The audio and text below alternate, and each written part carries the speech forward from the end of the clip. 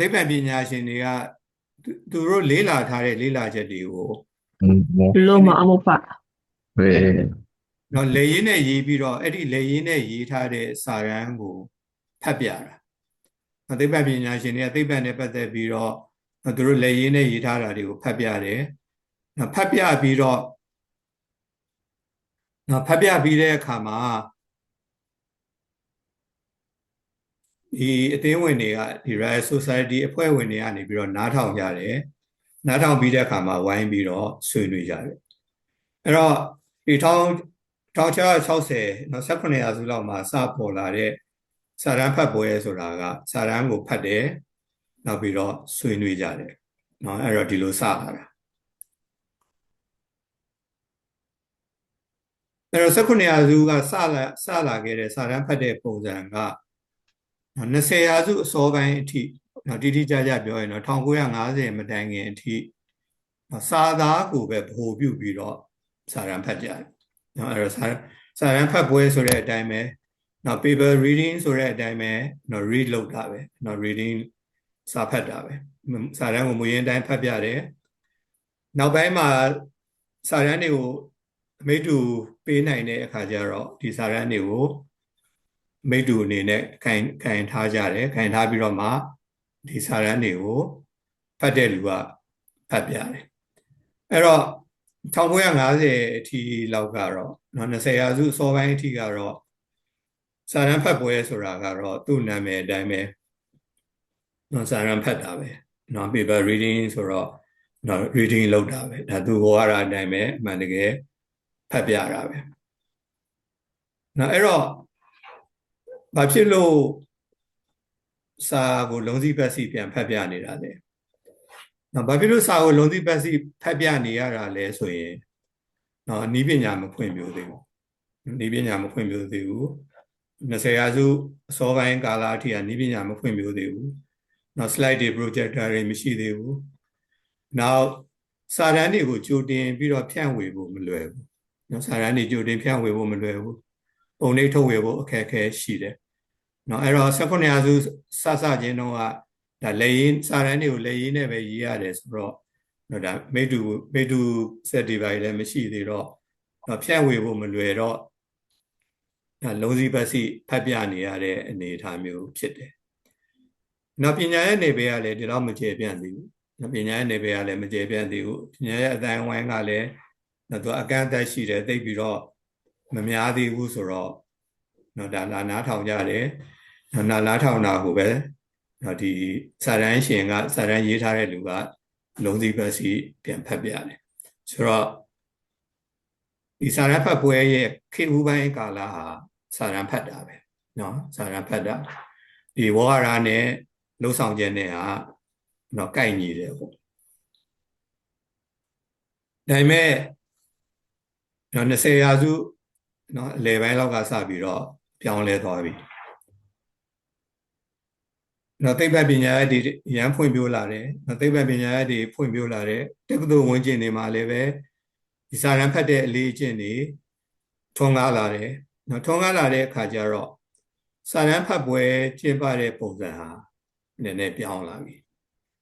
စာရန်ဖတ်ပွဲမှာလုံးစည်းပတ်စီဖတ်တဲ့ပုံစံကနေပြီးတော့မှနော်ဆွေးနွေးပွဲပုံစံနော်ဆွေးနွေးပွဲပုံစံ seminar ပုံစံနဲ့စာရန်ဖတ်ပွဲတွေကိုစနစ်တကျပြုလုပ်လာကြတယ်စာရန်ကိုဖတ်ရုံတက်မဟုတ်ဘူးနော်ဆွေးနွေးတဲ့အခါမှာလည်းဝိုင်းပြီးတော့ဆွေးနွေးတယ်စာရန်ဖတ်တဲ့သူကလည်းပဲစာရန်ကိုလုံးစည်းပတ်စီဖတ်တာထက်ကိုစာရန်နဲ့ပတ်သက်တာကိုဆွေးနွေးတင်ပြတဲ့ပုံစံအဖြစ်နဲ့စပြီးတော့ပြောင်းလာတယ်20ရာစုလောက်မှာနော်အဲဒီမှာဒီကတော့သိပ္ပံပညာရှင်တွေပေါ့သိပ္ပံပညာဘက်ကနေပြီးတော့မှဒီလိုမျိုးပြုပြင်ပြောင်းလဲမှုတွေဖြစ်လာတယ်ဖြစ်တဲ့အခါမှာတက္ကသိုလ်ဝန်ကျင်မှာလည်းပဲဒီလိုမျိုး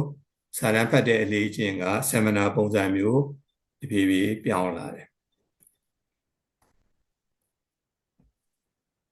နော်အဲ့တော့စာတမ်းဖတ်တဲ့ရည်ရွယ်ချက်ကလည်းပဲပြောင်းလာတယ်စာတမ်းဖတ်တဲ့ဟာကသုတေသနပညာရှင်တွေကနေပြီးတော့မှဒီစာတမ်းနဲ့ပတ်သက်ပြီးတော့ဒီဆွေးနွေးတယ် ဆွေးနွေးတာအပြင်ကို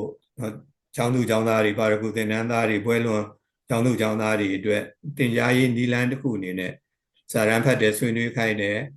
လေ့ကျင့်တယ်သင်ကြားတယ်ဒီလိုပုံစံမျိုးနဲ့စာရန်ဖတ်ပွဲပုံစံဟာတပြေးပြေးပြောင်းလဲလာတယ်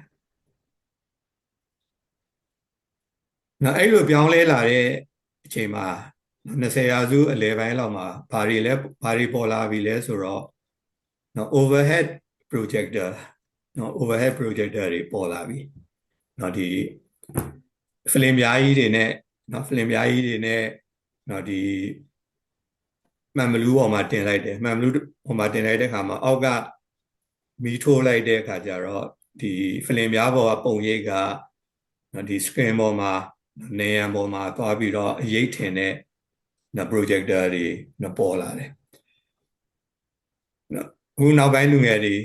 overhead projector တော့မှသိမြင်မှုချင်းမှမြင်မှုတော့မယ်projector တွေကလည်းနည်းပညာတွေအများကြီးပြောင်းလဲတိုးတက်လာတယ်ဆိုတော့20ရာစုအလယ်ပိုင်းလောက်မှာတော့ projector တွေစပေါ်လာတဲ့အချိန်မှာဆွေးနွေးပွဲတွေစာတမ်းဖတ်ပွဲတွေမှာဆွေးနွေးတဲ့သူတွေစာတမ်းဖတ်တဲ့သူတွေကဒီအဓိကအချက်တွေကိုပဲရေးလာတယ်စာတမ်းကိုလုံးစည်းပတ်စီဖတ်ပြနေကြမလို့တော့ဘူးကိုစာတမ်းထဲမှာကိုရေးထားတဲ့အဓိကအချက်တွေကိုပဲရေးလာပြီးတော့မှဒီအချက်လက်တွေကိုဒီ overhead projector နဲ့ရှင်းပြတယ်လိုအပ်တဲ့စိတ်ပိုင်းတွေကိုဖတ်ပြတယ်ဆိုတော့ဖတ်ပြတာနဲ့ရှင်းပြတာနဲ့reading and presentation ကequivalent ဖြစ်လာတယ်ပေါင်းဆက်လာတယ်အဲ့လိုဖြစ်လာတဲ့နောက်အကြောင်းတစ်ခုကတော့စာတွေကိုဖြန့်ဝေဖို့လွယ်လာပြီစာတွေကိုစာရိုက်ဖို့အတွက်လက်နှိပ်ဆက်တွေပေါ်လာတယ်လက်နှိပ်ဆက်တွေကိုမင်္ဂန်နဲ့ရိုက်လို့ရှိရင်သူက copy ပွားလို့ရတယ်လက်နှိပ်ဆက်မူတွေကို copy ပွားလို့ရတဲ့အခါမှာစာစစ်စာရိုက်ကိုလွယ်လာတဲ့အခါကျတော့စာတမ်းဖတ်ပွဲတက်တဲ့သူတွေကိုကိုကအစအဆုံးဖတ်ပြနေစရာမလိုတော့ဘူးစာတမ်းတွေကိုဝေငှပေးဖို့လွယ်လာတယ်နောက်ပိုင်းမှာကွန်ပျူတာတွေလည်းပေါ်လာတယ်1960နောက်ပိုင်းမှာကွန်ပျူတာတွေလည်းပေါ်လာပြီဆိုတဲ့အခါကျတော့ဒီစာရိုက်ဖို့လွယ်လာတယ်ဖြန့်ဝေဖို့လွယ်လာတယ်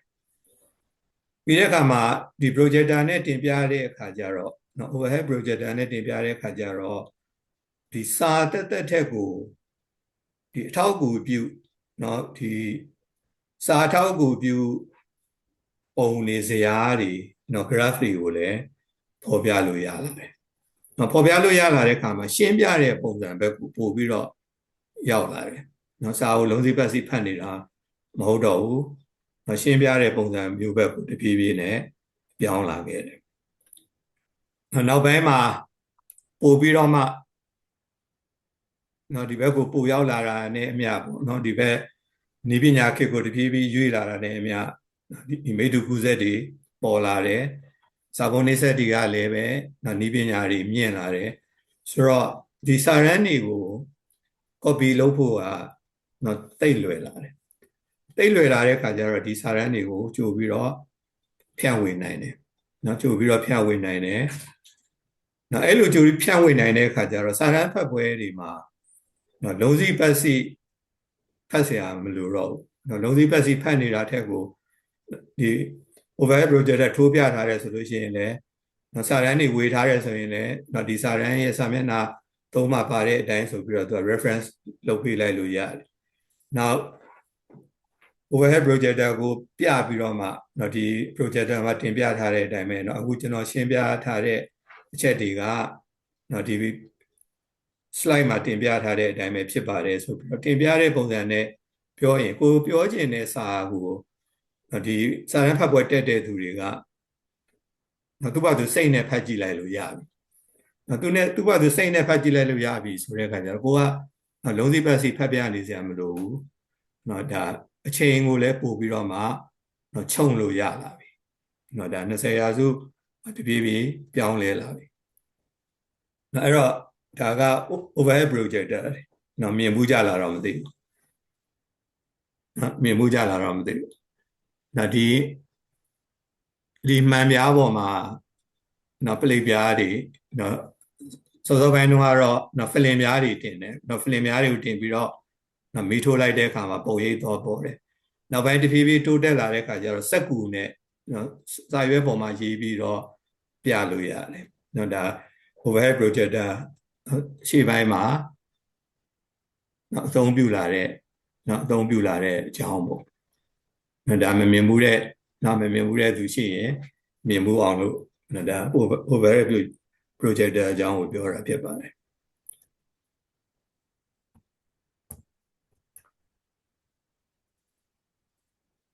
နောက်ဤပညာခေတ်ရောက်လာပြီ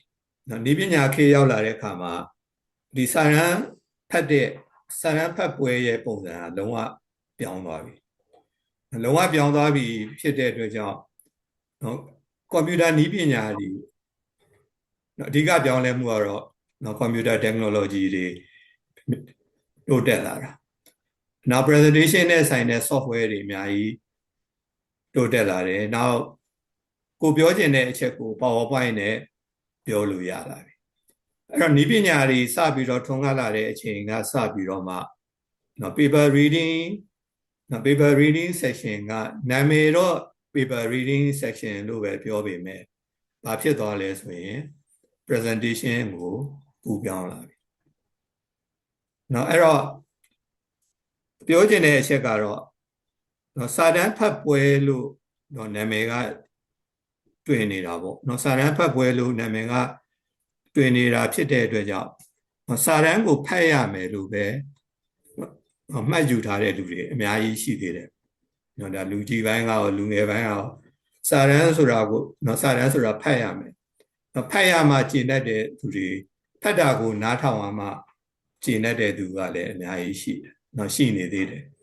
ဒါပေမဲ့ခေတ်တွေစနစ်တွေပြောင်းသွားပြီဘယ်သူမှpaper reading section မှာreading မလုပ်တော့ဘူးpresentation ပဲလုပ်တာအဲ့တော့ reading လို့ပြောတဲ့အတွက်read ရမယ်ဆိုရင်တော့ဒါဘယ်ကိုပြန်သွားနေတာလဲဆိုရင်18ရာစုကိုပြန်သွားနေတာစာတမ်းဖတ်ပွဲမှာစာတမ်းတစ်စောင်ကိုဤဒီမေဖတ်ပြနေတယ်ဆိုရင်တော့အဲ့ဒီ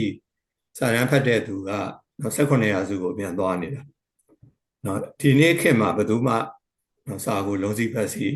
မဖတ်တော့ဘူးအဲ့တော့စာမဖတ်ရဘူးလို့ပြောတာတော့မဟုတ်ဘူးလိုအပ်တဲ့definition တွေရှိမယ်theory တွေရှိမယ်အဓိပ္ပာယ်ဖွင့်ဆိုချက်တွေ theory တွေရှိမယ်အရေးကြီးတဲ့quotation တွေ citation တွေရှိမယ်အဲ့လိုအရေးကြီးလို့လုံးစီဖတ်စီဖတ်ပြရမယ်အစိတ်ပိုင်းကိုတော့ဒါတိတ်အရေးကြီးတယ်ဆိုရင်ဖတ်ပြလို့ရပါတယ်ဒါပေမဲ့များသောအားဖြင့်အရေးကြီးတဲ့အစိတ်ပိုင်းဆိုရင်တော့မှဒီ PowerPoint slide ပေါ်မှာပဲတင်ပြလိုက်ကြတာများပါတယ်အဲ့တော့ဒီပညာပြောင်းလဲလာတဲ့ခေတ်မှာ slide နဲ့တင်ပြတဲ့ပုံစံကပို့ပြီးတော့မှလွှမ်းမိုးလာတယ်အဲ့တော့ present reading ကနေပြီးတော့မှ presentation ဆိုတဲ့အခေါ်အဝေါ်ကိုပြောင်းလာတယ်အဲ့တော့တချို့ကလည်းပဲ paper presentation လို့ပြောတာလည်းရှိပါတယ်ဒါပေမဲ့လို့နာမည်အခေါ်အဝေါ်အရာကတော့အစဉ်လာအတိုင်းပဲpaper reading session လို့ပဲပြောပါတယ်မြန်မာမှာလည်းပဲဒါအစဉ်လာအတိုင်းပဲနာမည်ကိုမပြောင်းပါဘူးနာမည်ကိုမပြောင်းဘူးစာတမ်းဖတ်ပွဲလို့ပဲပြောတာအဲ့တော့စာတမ်းဖတ်ပွဲလို့ပြောတဲ့အတွက်ဖတ်ရမယ်လို့မှတ်ယူထားလို့တော့မရတော့ဘူးအဲ့တော့ဒါနဲ့ပတ်သက်ပြီးတော့ဘာသွားသတိရလဲဆိုတော့စာတမ်းဖတ်ပွဲမှာသဘာပတိဆိုတာရှိတယ်သဘာပတိရှိတယ်သဘာပတိကိုရင်တော့ခေါ်တာတော့chairman လို့ခေါ်တာchairman လို့ခေါ်တဲ့အတွက်ကြောင့်မလို့ဒါအမျိုးသမီးတွေကမကျေနပ်ဘူးသဘာပတိဆိုတာကအမျိုးသားပဲလုပ်ရမှာလား chairwoman ကမရှိဘူးလားဆိုတာမျိုးဖြစ်လာတဲ့အခါကျတော့နောက်ပိုင်းchairman လို့သုံးတာလည်းရှိသလိုchairperson ဆိုပြီးတော့person ဆိုပြီးတော့ပြောင်းသုံးတာလည်းရှိတယ်ဒီသဘောပါပဲpaper reading section လို့ပြောပေမဲ့reading ကြီးပဲလုပ်ရမှာမဟုတ်ပါဘူးreading ကြီးပဲလုပ်ရင်တော့ဒီနေ့ခေတ်မှာတော်တော်လေးခေတ်နောက်ကျနေပြီအဲ့တော့ စာတမ်းကိုဘယ်လိုရေးမလဲဆိုတာကိုဒုတိယပိုင်းမှာပြောဖို့ရှိပါတယ်စာတမ်းကိုဘယ်လိုရေးပြီးတော့မှစာတမ်းဖတ်ပွဲမှာစာတမ်းကိုဘယ်လိုဖတ်မလဲเนาะဘယ်လိုဖတ်မလဲဆိုတာကเนาะ present ဘယ်လိုလုပ်မလဲဆိုတာကိုပြောတာเนาะစာကိုလုံးစည်းပတ်စီဖတ်ပြဖို့မဟုတ်အဲ့တော့ဒီပညာပြောင်းလဲလာတဲ့အခါကျတော့စာတမ်းကိုဖတ်တော့ဘာဖြစ်လဲเนาะဖတ်တော့ဘာဖြစ်လဲဆိုတော့ဖတ်တာကိုနားထောင်နေရရင်ဘယ်သူကဘယ်လောက်စိတ်ဝင်စားနိုင်မလဲလူတယောက်စာဖတ်တာကိုထိုင်နားထောင်နေလူတယောက်ကဘယ်လောက်စိတ်ဝင်စားနိုင်တော့ကိုယ်ကစာတမ်းကိုစာမျက်နှာ40လောက်ရေးထားတယ်နော်စာမျက်နှာ25မျက်နှာလောက်ရေးထားတယ်အဲ့ဒီ25မျက်နှာလောက်ရေးထားတဲ့စာတမ်းကိုကိုယ်ကဣတိမရွေးဖတ်ပြနေရင်နားထောင်တဲ့ပရိသတ်ကဘယ်လောက်စိတ်ဝင်စားမလဲနားထောင်ရင်လည်းကြားတစ်ချက်မကြားတစ်ချက်ဖြစ်လာမယ်သူဘာပြောလို့ပြောချင်မှမသိတော့ဘူးနော်ဒီကဆိုလို့ရင်ဘာမှမသိတော့ဘူးနော်အဲ့တော့ပြောင်းလဲလာတဲ့ခေတ်မှာနော် PowerPoint slide တွေမျိုးစုံနဲ့သုံးမယ်အဓိကကျတဲ့နော် main facts တွေကိုပြောမယ်ပြောတဲ့အခါကျတော့ဒါအမြင်အာရုံနဲ့လည်းဆွဲဆောင်နိုင်တယ်နော်စာရန်ဖတ်တဲ့သူအပေါ်မှာပဲအာရုံကရှိနေတာမဟုတ်ဘူးနော် slide တွေပြောင်းသွားတဲ့အခါမှာနားထောင်တဲ့သူတွေကလည်းဒီ slide ပေါ်မှာလိုက်ပြီးတော့မှသူ့ရဲ့နော်အာရုံပြောင်းလဲမှုတွေဖြစ်လာတယ်နော်အာရုံပြောင်းလဲမှုတွေဖြစ်လာတာနဲ့အမျှပို့ပြီးတော့မှနော်စိတ်ဝင်စားစရာဖြစ်လာတယ်နည်းပညာကိုသုံးလာတဲ့အတွက်ကြောင့်မလို့အချိန်ကိုနော်ထိန်းညှိဖို့နော်ထိန်းညှိရပို့ပြီးတော့လွယ်လာတယ်နော်ကိုကလုံးစီပတ်စီမဖတ်နိုင်တော့ဘူးဆိုရင်နော်ကျန်တဲ့အစိတ်ပိုင်းတွေကိုနော်ဒီ PowerPoint နဲ့ပြမယ်နော်အဲ့တော့ PowerPoint slide တွေနဲ့နော်အချိန်ကိုစီမံခန့်ခွဲမှုနော်စီမံခန့်ခွဲနိုင်တယ်အချိန်ကန့်သတ်မရှိဘူးဆိုရင်တော့ကိစ္စမရှိဘူးပေါ့နော်အချိန်ကန့်သတ်မရှိဘူးကြိုက်တဲ့လောက်ဆွေးနွေးနိုင်တယ်နော်ကြိုက်တဲ့လောက်ဆွေးနွေးနိုင်တယ်ဆိုရင်တော့မှစောစောကပြောသလိုနော်စာတမ်းတွေကြီးပဲလုံးစီပတ်စီဖတ်နေတယ်ဆိုရင်နော်ဘယ်သူကနော်တလုံးမကြံလိုက်ပြီးတော့နားထောင်နေနိုင်ပါလေနော်အာယုံအပြောင်းအလဲမှာနော်သူဘာပြောလို့နော်ဘာဖတ်လို့ဖတ်သွားမှမသိတာတွေကအများကြီးဖြစ်သွားနိုင်တာပဲနော်အဲ့ဒါကြောင့်မလို့နော်ပြောင်းလဲပုံစံတွေကဒီဖြည်းဖြည်းနဲ့ပြောင်းလာတာနော်ဒီဖြည်းဖြည်းနဲ့ပြောင်းလာတယ်နောက်ပရိသတ်ရဲ့အာယုံစူးစိုက်မှုနဲ့ဆွဲဆောင်မှုပို့ပြီးတော့ရှိလာတယ်နော်အချိန်ကန့်သတ်အထဲမှာနော်ပရိသတ်ကိုအာယုံစူးစိုက်မှုပို့ပြီးတော့ရှိလာတယ်နော်တင်ပြတဲ့အခါမှာလည်းPowerPointတွေကိုနော်ထိရောက်တဲ့နီးနာတွေအနေနဲ့နော်အများကြီးသုံးလာနိုင်တယ် PowerPoint တွေမကပါဘူးနော်ဒီ PowerPoint ထဲမှာပဲနော် video clip တွေပါလည်းနော်ထည့်လို့ရတာနီးမျိုးမျိုးနဲ့ဒါတင်ပြလို့နော်နီးပညာခင်မှာတင်ပြလို့ရတယ်တင်ပြလို့ရတဲ့အတွက်ကြောင့်မလို့ paper reading ဆိုပေမဲ့ဘယ်သူမှနော် read မလုပ်တော့ဘူး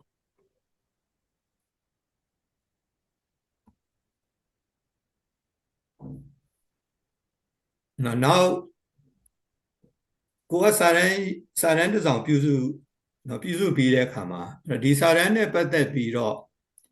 နော်ဒီပြောင်းလဲလာတဲ့နည်းပညာခေတ်ကြီးမှာပေါ့နော်ကိုစာတန်းနဲ့ပတ်သက်ပြီးတော့ကြိုပြီးတော့ဖြန့်ဝေလို့ရတဲ့နည်းလမ်းတွေအများကြီးရှိပါတယ်နော် pre-print ပေါ့နော် pre-print လုပ်လို့ရတဲ့နော်ကြိုပြီးတော့ဖြန့်ဝေထားတဲ့ကြိုပြီးတော့နော်အများကိုအသိပေးလို့ရတဲ့နော်နည်းလမ်းတွေအများကြီးရှိပါတယ်နော်အဲ့တော့ဒီမှာကျွန်တော်နမူနာအနေနဲ့ရေးပြထားတာရှိပါတယ်နော် ASIF နော် Linkbud Soga နော် Sogazic SSRN နော်ဒီလိုဟာမျိုးတွေရှိပါတယ်ဒီလိုဟာမျိုးတွေကကိုကတကယ်သူတေသီတယောက်ဟာနော်သူတေသီတယောက်ဟာကိုလေးလာထားတဲ့စာတမ်းပေါ့ကိုလေးလာထားတဲ့အကြောင်းအရာတွေကိုနော်အများသိအောင်နော်စာတမ်းဖတ်ပွဲမှာမဖတ်သေးဘူးနော်စာတမ်းဖတ်ပွဲမှာတော့မဖတ်သေးဘူးဒါပေမဲ့ကိုရေးထားတဲ့စာတမ်းကိုအများသိအောင်ဖြန့်ဝေနေတယ်ဆိုရင်နော်ဒီလို platform တွေကနေပြီးတော့တင်လို့ရတယ်နော်ဒီလို platform တွေကတင်တဲ့အခါမှာဒီ platform တွေကနေပြီးတော့နော်ဒီဆွေးနွေးတဲ့နော်ဒီတစ်ကမ္ဘာလုံးကဒီပညာရဲ့အပေါ်မှာစိတ်ဝင်စားတဲ့သူတွေကဝိုင်းပြီးတော့ဆွေးနွေးနိုင်တယ်နော်ဒါနည်းပညာရဲ့ထိရောက်မှုတွေပေါ့နော်နည်းပညာရဲ့အကျိုးသက်ရောက်မှုတွေဆိုတော့တကယ်တော့ဒီဟာကကျွန်တော်ဒီမှာဒါတွေကိုပြထားတာကတချို့လည်း သုံးနေတဲ့လူရှိမှာပါနော်တချို့လည်းသုံးနေတဲ့လူရှိမှာပါသုံးနေတဲ့သူအတွက်ကတော့ဒါထူးဆန်းခြင်းမှာထူးဆန်းမှာပေါ့တကယ်လို့မသုံးဘူးသေးတဲ့နော်ဒီကျောင်းသူကျောင်းသားတွေနော်သူတွေတီတွေ scholar တွေရှိရင်တော့ဒီလိုဟာမျိုးမှာကျွန်တော်တို့နော်ကိုလေးလာခြင်းနဲ့နေပယ်နဲ့ပတ်သက်တဲ့စာတမ်းတွေအများကြီးရှာလို့ရပါတယ်နော်အများကြီးရှာလို့ရတယ်ဒါကဒီ academic platform တွေဖြစ်ပါတယ်နော်အဲ့တော့ဒီလိုဟာမျိုးတွေအများကြီးရှိလာတာဖြစ်တဲ့အတွက်ကြောင့်မလို့နော်ကိုယ့်ရဲ့စာတမ်းတွေကိုကြိုပြီးတော့ဖြန့်ဝေထားလို့ရတယ်နောက်ဒီစာတမ်းတစ်ခုကိုတင်ပြဖို့အတွက်ဒါတော့လူတိုင်းသုံးနေတာပါနော် Google Docs တို့နော် Overleaf တို့ဒီလိုဟာတွေကကိုစာတမ်းပြုတဲ့အခါမှာနော်ဒီအထောက်အကူပြုတဲ့ဒီကွန်ပျူတာနဲ့ပတ်သက်တဲ့နော်အထောက်အကူပြုတဲ့ပစ္စည်းတွေပေါ့နောက်အခုနောက်ပိုင်းမှာကျွန်တော်တို့ဒီစာတမ်းတွေကိုတင်ပြဖို့အတွက် online ကနေပြီးတော့လည်းစာတမ်းဖတ်ပွဲလုပ်လို့ရတယ်အခုကျွန်တော်တို့ဆွေးနွေးနေတဲ့ Zoom လိုဟာမျိုးတွေနော် Teams လိုဟာမျိုးတွေနောက် virtual paper reading section တွေလည်းအများကြီးရှိလာတဲ့အတွက်ကြောင့်မလို့နော်ဒီစာတမ်းဖတ်ပွဲကပုံစံမျိုးမျိုးနဲ့နော်ကျင်းပလို့နော်အဲ့တော့ဒီမှာအခုကျွန်တော်တင်ပြထားတဲ့နော် preprint နဲ့ပတ်သက်တဲ့ဒီ platform တွေပေါ့နော်အဲ့ဒီ preprint နဲ့ပတ်သက်တဲ့ platform တွေကိုနည်းနည်းမိတ်ဆက်ပေးချင်ပါတယ်နော်အဲ့ဒါကနော် ARVIC ဆိုတဲ့နော် platform ပေါ့ဒါတော့ဒီ linguistics တို့နော် culture တို့နော်ဒီလိုဟာမျိုးတွေကိုနော်ကျွန်တော်တို့စာတမ်းတွေရှာလို့ရတယ်နော်စာတမ်းတွေကိုလေးလာခြင်းနဲ့နယ်ပယ်ကစာတမ်းတွေကိုအမျိုးမျိုးရှာလို့ရတယ်ဆိုတော့နော်ဒီထဲကိုဝင်လိုက်ရင်ဒီမှာ search engine ရှိတယ်နော်ဒီ search engine မှာနော်ကိုက culture ဆိုရင် culture ဆိုပြီးတော့ရိုက်လိုက်ပြီးတော့မှ search လုပ်လိုက်ရင်အောက်မှာနော်စာတမ်းတွေထွက်လာမယ်နော်ဒီမှာတော့နော် computation and language ဆိုပြီးတော့နော်ကျွန်တော်စမ်းပြီးတော့လိုက်ကြည့်ထားတဲ့အခါမှာဒါနဲ့ပတ်သက်တဲ့နော်စာတမ်းတွေအများကြီးထွက်လာတယ်နော်ဒါကနော် Cornell University က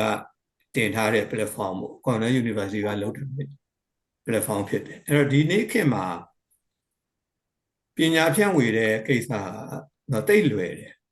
နော်ယူတတ်ဖို့ပဲလိုတာနော်ဖြန့်ဝေတဲ့ပညာရှင်တွေလည်းအများပဲနော်တချို့က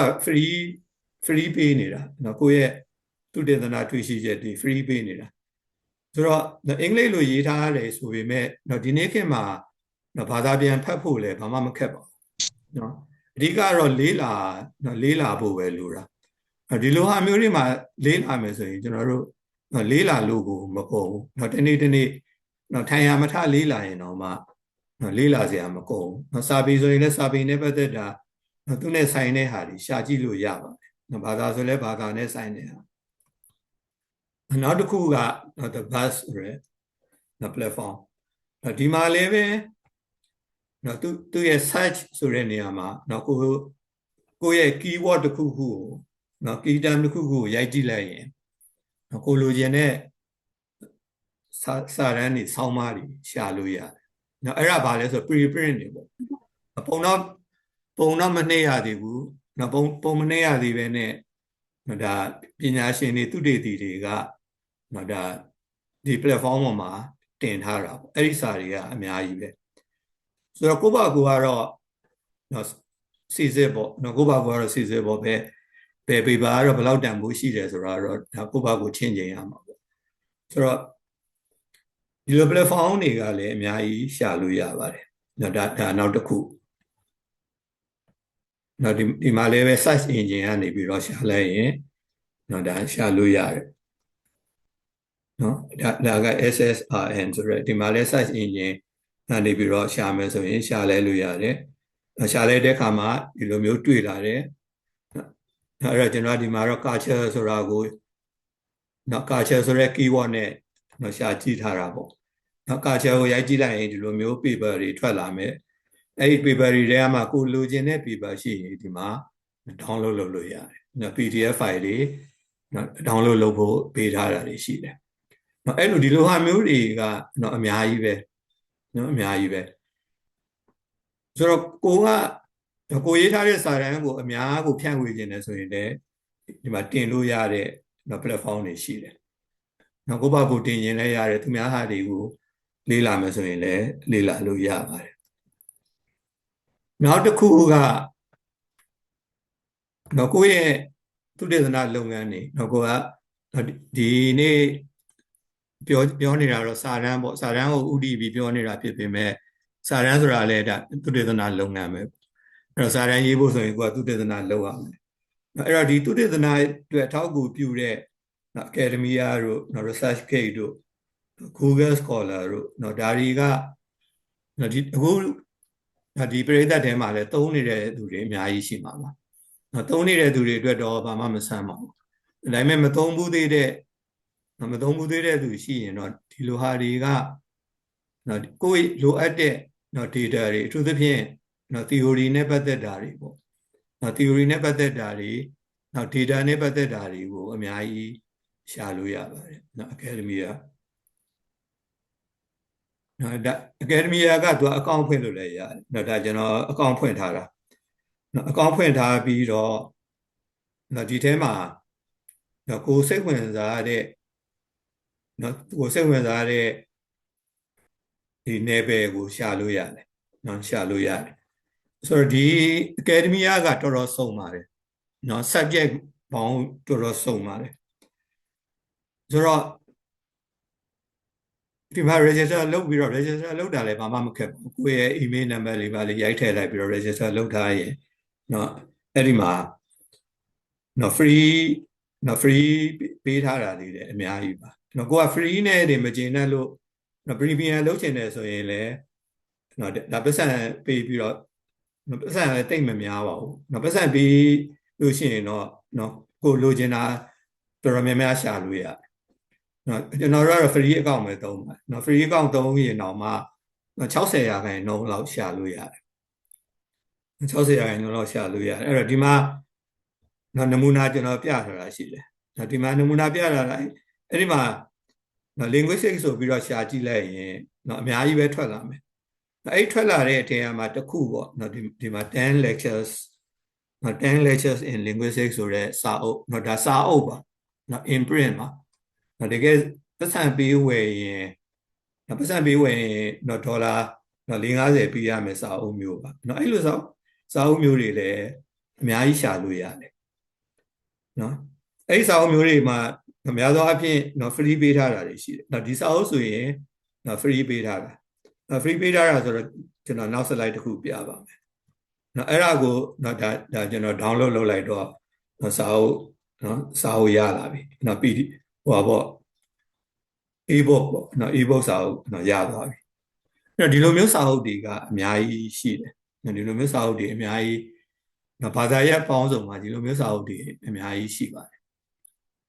အဲ့တော့ဒီ Academia ကတော့ဒါလူသုံးအများဆုံးပေါ့လူသုံးလည်းအများဆုံးဘာသာရပ်လည်းအစုံဆုံးပေါ့နော်တချို့လည်းသုံးနေပါတယ်နော်တချို့သုံးနေတာတွေလည်းကျွန်တော်သုံးရင်နော်ရှာရေးကြည့်ရင်းနဲ့နော်တွေ့တာတွေလည်းရှိပါတယ်နော်အဲ့တော့ကျွန်တော်ကဒီမှာ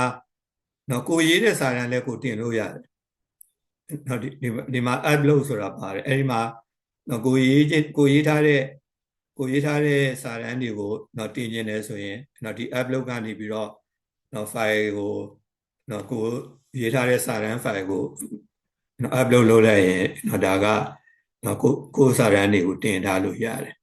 နော်ကျွန်တော်ကတော့ဒါရှောက်စမ်းပြီးတော့နော်ကျွန်တော်ရေးတဲ့စာတမ်းတွေ3-4စောင်ပေါ့နော်3-4စောင်တင်ထားတာရှိပါတယ်ဒါကတော့ပုံနှိပ်ထားတာမဟုတ်ပါဘူးเนาะဒါ preprint အနေနဲ့နော်ပုံမနှိပ်ထားသေးတဲ့စာတမ်းတွေရှောက်စမ်းပြီးတော့တင်ကြည့်တာပါတကယ်တင်မယ်ဆိုရင်တော့ဒါကစိတ်ဝင်စားတဲ့သူတွေအတွက်တော့အများကြီးအကျိုးရှိပါတယ်ကျွန်တော်ဒီမှာတော့ learning Burmese as a foreign language ဆိုပြီးတော့မှမြန်မာစာ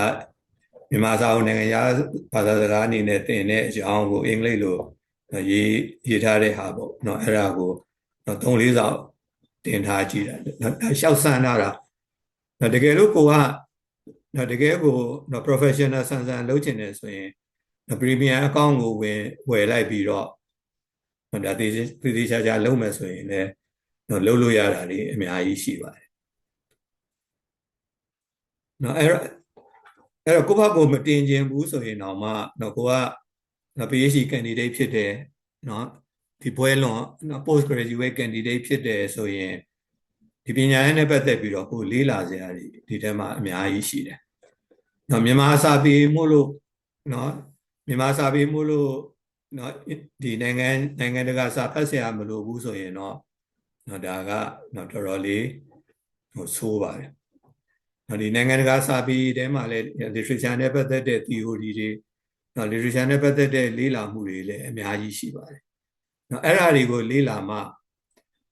အဲ့ဒါတွေကိုများလေ့လာမှကိုယ့်ရဲ့စာပေကိုဘယ်လိုခင်မီအောင်တိုးတက်အောင်ဖွံ့ဖြိုးအောင်လေ့လာမလဲဆိုတော့အသီးသည့်အမြင်သစ်တွေအများကြီးရလာမှာဘာသာမို့လို့ linguistics မို့လို့ပြောတာမဟုတ်ပါဘူးlinguistics မှာဒီလိုမျိုးရှိတာမဟုတ်ဘူး literature တွေလည်းအများကြီးရှိပါတယ်literature နဲ့ပတ်သက်ရင်လည်း stylistics တွေရှိတယ်criticism တွေရှိတယ် literary theory တွေရှိတယ်အများကြီးပါကိုကလေးလာဖို့ပဲလိုတာဒီနေ့ခေတ်မှာတိတ်လွယ်တယ်အရန်လွယ်တယ်ရှာဖွေလေးလာဖို့သဘောတရားတွေ theory တွေဒီ sample paper တွေအများကြီးရှာလို့လွယ်တယ်နောက်တစ်ခုက research gate ကတော့သူကfree ပါပဲသူ free ပဲဒါပေမဲ့သူကတော့ register လုပ်ရတယ်သူ register လုပ်တာကတော့နည်းနည်းခက်တယ်ဆိုတာသူကဒီကျောင်း email တွေပါတွေတောင်းတာမျိုးတွေရှိတယ်ခက်တယ်ဆိုပေမဲ့ကွန်ပျူတာ join တဲ့သူတွေကတော့မခက်ပါဘူးကွန်ပျူတာ join တဲ့သူတွေတော့မခက်ဘူးဆရာတို့မတက်တွေတော့နည်းနည်းခက်တယ်ကွန်ပျူတာတကယ် join တဲ့လူတွေကတော့ register လုပ်တာဘာမှသိမခက်ဘူးအဲ့ဒီ research game မှာလည်းအများကြီးရှိတယ်အများကြီးရှိတဲ့အထဲမှာ तू ကဘာပိုကောင်းလဲဆိုတော့ तू ကဒီစာအုပ်တွေPDF file ebook တွေပေါ့ebook တွေအများကြီး तू ကdownload လုပ်လို့ရတယ်download လုပ်လို့ရတော့ကိုလိုချင်တဲ့စာအုပ်တွေကိုရှာလို့အဆင်ပြေတယ်ပေါ့ဒါ research gate နောက်တစ်ခုက Google Scholar Google Scholar ဆိုတာကို Google search မှာ Google Scholar ကိုရိုက်လိုက်ရင်ဒီလိုမျိုး search engine ပေါ်လာမယ်ပေါ်လာလို့ရှိရင်ဒီ search box ထဲမှာဒီအကွက်ထဲမှာကိုလိုချင်တဲ့ subject ကိုရှာကြည့်လိုက်ကိုလိုချင်တဲ့ subject ကိုရှာကြည့်လိုက်ရင်ဒီလိုမျိုးတန်းစီပြီးတော့ထွက်လာဒါကျွန်တော်က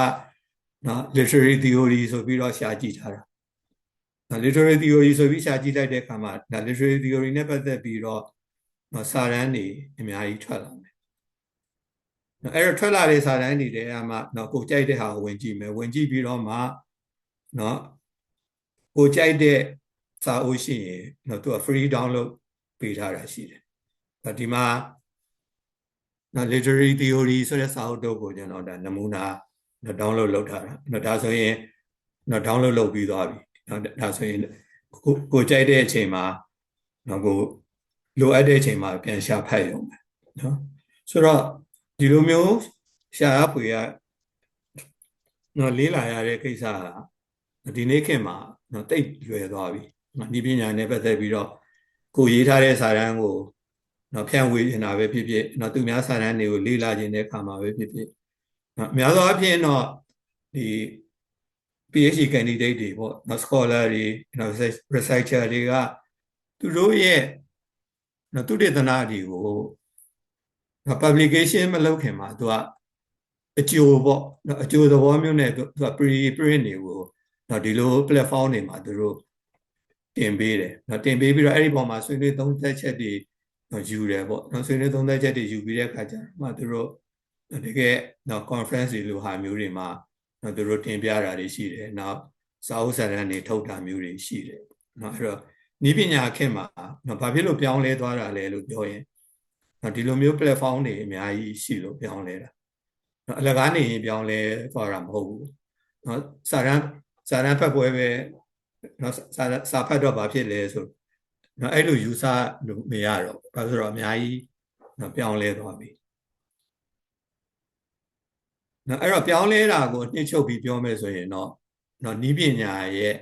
တိုးတက်မှုကနော်တည်းရဲ့အကျိုးသက်ရောက်ပါပဲနော်နီးပညာတိုးတက်မှုကတည်းရဲ့အကျိုးသက်ရောက်တယ်နောက်ပြီးတော့ဆက်သွယ်ရေးသဘောတရားတွေအများကြီးပြောင်းလဲသွားတယ်နော်ဆက်သွယ်ရေးသဘောတရားတွေပြောင်းလဲသွားတယ်နောက်ပြီးတော့နော် research methodology နော်သုတေသနနည်းပညာတွေသုတေသနနည်းပညာတွေနဲ့တင်ပြမှုပုံစံတွေလည်းတိုးတက်လာတယ်နော်အဲ့တော့နည်းပညာတွေပြောင်းလဲလာတဲ့အခါကျတော့အချိန်ကလည်းလိုသလိုထိန်းညှိလို့ရတယ်နော်ဘယ်လိုစာတမ်းဖတ်ပွဲမှာဘယ်လောက်အချိန်သုံးမလဲနော်ဘယ်လိုစာတမ်းဖတ်ပွဲမှာဘယ်လောက်အချိန်သုံးမလဲနော်အဲ့ဒီအချိန်အတွင်းမှာ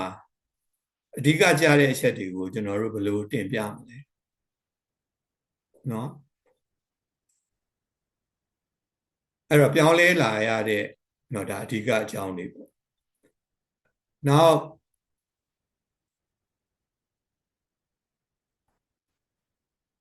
ဒီလိုပြောင်းလဲလာတဲ့အခါမှာเนาะဒီလိုနည်းပညာတွေသုံးတဲ့အခါမှာเนาะအာယုံစူးစိုက်မှုလည်းပို့ပြီးတော့ဖြစ်ထွန်းတယ်အဲ့တော့စာဖတ်ပြတာနဲ့ရှင်းပြတာနဲ့เนาะဒါက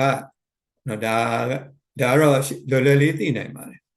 เนาะစာဖတ်ပြတာနဲ့ရှင်းပြတာနဲ့ဘယ်သူကပုံနာလဲမလဲเนาะဆရာတယောက်ကအတန်းထဲဝင်လာတယ်เนาะစာအုပ်ကြီးကင်ပြီးတန်းထဲဝင်လာတယ်ဆရာကစာဖတ်ပြနေတယ်เนาะရောက်သူရောက်သားနော်ကြိုက်မလားနော်ဆရာကစာအုပ်ကင်လာတော့ပန်တယ်ဒါပေမဲ့ဒီစာအုပ်ထဲမှာနော်ဘယ်လိုသဘောတရားတွေပါတယ်ဘာအကြောင်းတွေပါတယ်နော်အရေးကြီးတဲ့အချက်ကဘာတွေရှိတယ်ဆိုတာကိုဆရာကရှင်းပြတာကပို့ပြီးတော့နော်ထိရောက်တာနော်ဒါလူတိုင်းသိပါတယ်အဲ့တော့စာတမ်းဖတ်တယ်ဆိုတာလည်းဒီသဘောပါပဲနော်စာတမ်းဖတ်ပွဲလုပ်တယ်စာတမ်းဖတ်တယ်ဆိုတာလည်းဒီတိုင်းပါပဲစာတမ်းထဲမှာတော့နော်အပြည့်စုံပါကောင်းပါမယ်နော်စာတမ်းထဲမှာတော့အပြည့်စုံပါကောင်းပါမယ်ဒါတော့မှစာတမ်းဖတ်ပွဲအတွက်စာတမ်းကနော်တိတ်နော်ရှည်ရှည်ဝေးဝေးတိတ်ရေးစရာမလိုပါဘူးနော်အဲ့ဒီအကြောင်းကိုတော့နောက်ပိုင်းမှာပြောမှာပါအဲ့တော့စာတမ်းထဲမှာနော်စာတမ်းထဲမှာတော့ကိုပြောချင်တဲ့ဟာကိုပြည့်ပြည့်စုံစုံရေးထားမယ်ဒါပေမဲ့လို့စာတမ်းဖတ်ပွဲမှာတော့နော်ဒီစာတမ်းထဲမှာပါတဲ့အဓိကအချက်တွေကိုကိုကပြန်ပြီးတော့မှရှင်းပြတာအဲ့စာရန်ဖတ်တဲ့အချိန်မှာကိုကဆရာပဲเนาะစာရန်ဖတ်တဲ့သူကဆရာပဲเนาะကျန်တဲ့ပရိသတ်ကတော့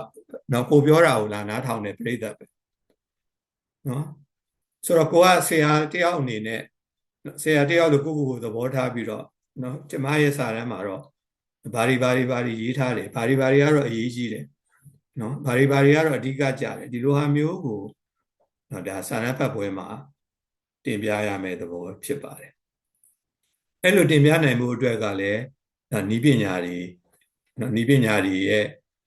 တိုက်ရိုက်အကျိုးသက်ရောက်မှုကိုအသုံးချနိုင်မှုလိုအပ်ပါတယ်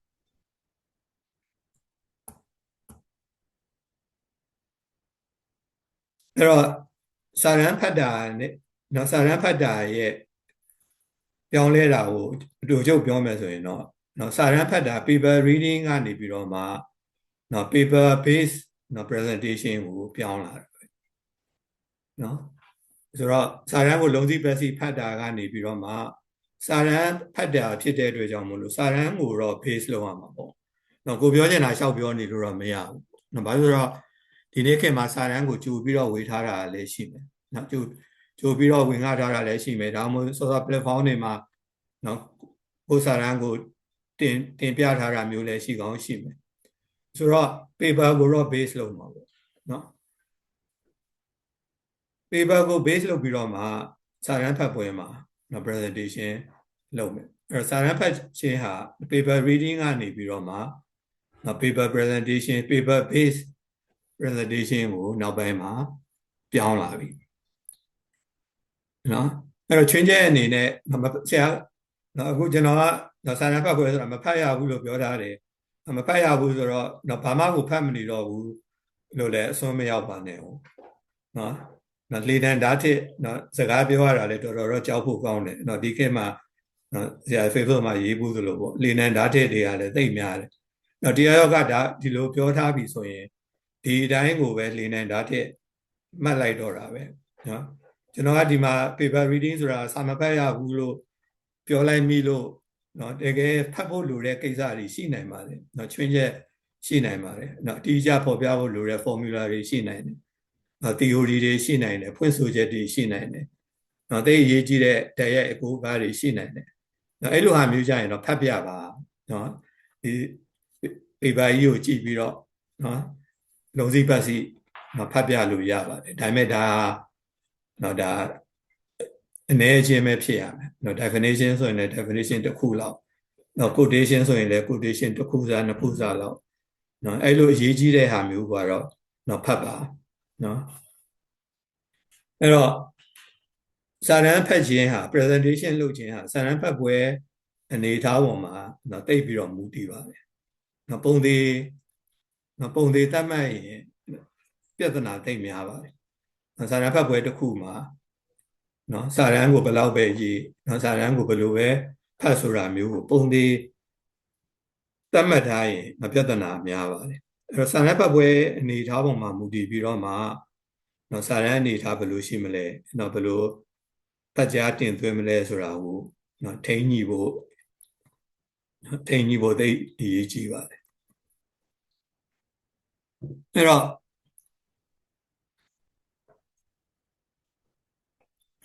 စာရန်ဖတ်ပွဲတစ်ခုလုပ်တော့မယ်ဆိုရင်ဘာအရေးကြီးဆုံးလဲနော်ရည်ရွယ်ချက်ကဘာလဲ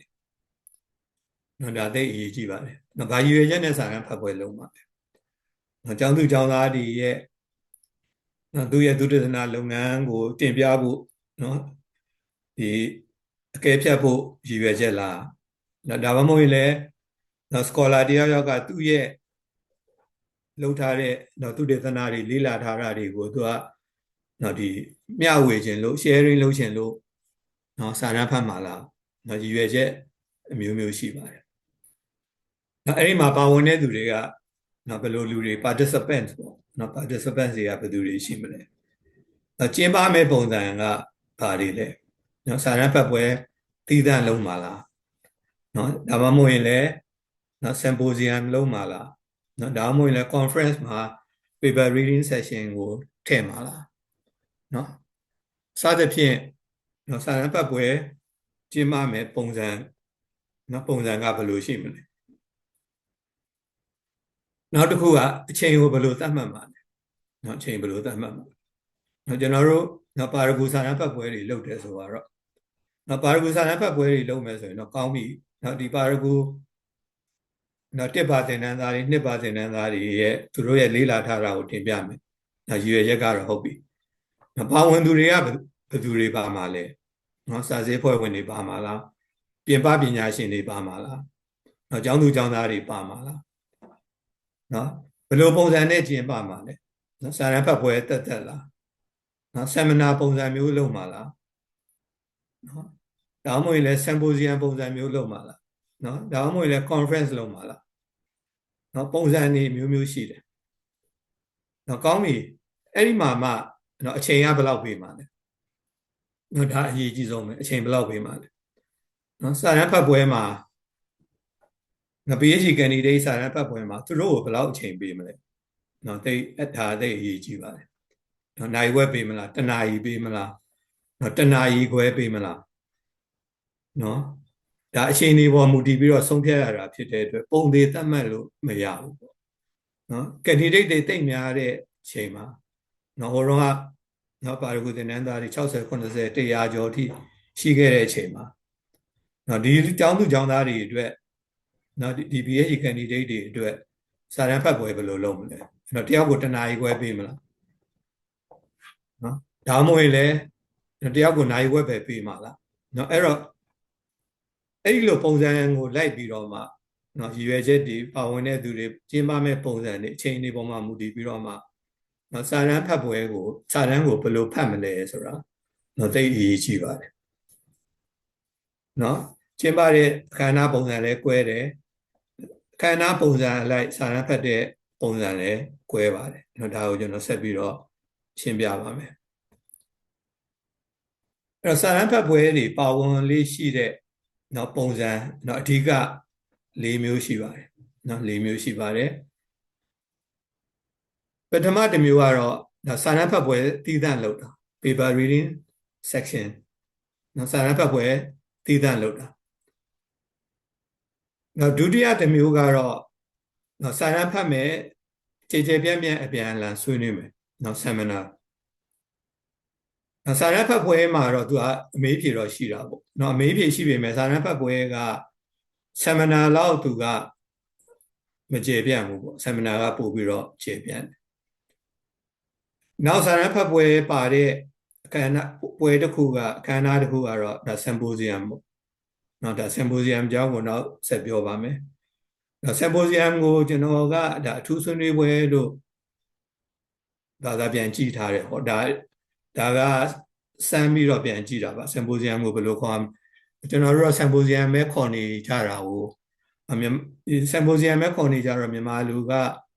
နော်တည်တံ့ဆွေးနွေးပွဲလားအထူးဆွေးနွေးပွဲလားနော်ဘာလို့လဲဆိုတော့ symposium ကသူကနော် topic တစ်ခုခုကိုနော်ဒါတည်တံ့လုပ်ပြီးတော့မှဒီ topic တစ်ခုနဲ့ဆိုင်တာကိုပဲသူကအဓိကထားဆွေးနွေးတာအဲ့တော့ symposium ရဲ့သဘောတဘာဝကတစ်မျိုးနောက် conference ပေါ့နော် conference ကတော့ဒါအခြေအပြန့်ဆုံးနော် conference ကတော့ international conference ဆိုရင်ဒါတစ်ကမ္ဘာလုံးကပညာရှင်တွေနော်ပညာရှင်တွေ scholar တွေပါတယ်ပေါ့နော်အဲ့တော့ conference ကတော့အခြေအပြန့်ဆုံး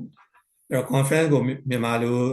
သုံးနေတာတော့2မျိုးရှိတယ်နော်နှီးနှောဖလှယ်ဝဲသုံးတာရှိတယ်နော်ညီလာခံလို့သုံးတာရှိတယ်နော်ဒါတော့တချို့ကလည်းပိုခန်းနာခြင်းတဲ့အခါကျတော့ညီလာခံလို့သုံးတယ်နော်ဒါသုတေသနညီလာခံဆိုရင်ဒါအင်မတန်ကြီးကျယ်ခန်းနာတဲ့ပွဲကြီးပေါ့နော်သုတေသနနှီးနှောဖလှယ်ပွဲဆိုရင်တော့ဒါမဆိုအလေလက်ပေါ့နော်တဲ့အရင်ကြီးလဲနော်ခန်းနာတာမျိုးမဟုတ်ဘူးပေါ့စကလုံးကိုပြောပါတယ်နော်ဒါတော့နော်ကိုကြိုက်တယ်လို့သုံးနေကြတာပေါ့နော် conference နဲ့ပတ်သက်ရင်တော့ဒီအခေါ်အဝေါ်နှစ်ခုရှိပါတယ်နော်အဲ့တော့စာရန်ဖတ်ပွဲကတော့နော်ဒီစာရန်ကိုနော် paper reading section လို့ပြောတာပေါ့နော် paper reading section လို့ပြောပေမဲ့တကယ်ကတော့ paper presentation ပါနော် paper presentation နော် slide နဲ့နော်ဒီမှာရှင်းပြတာ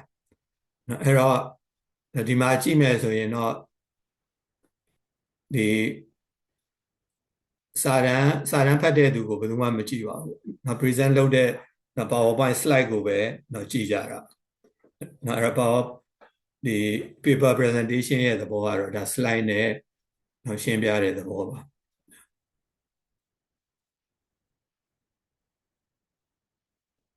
နော်အဲ့တော့စာရန်ဖတ်ပွဲရဲ့သဘောတဘာဝကတော့စာရန်ကို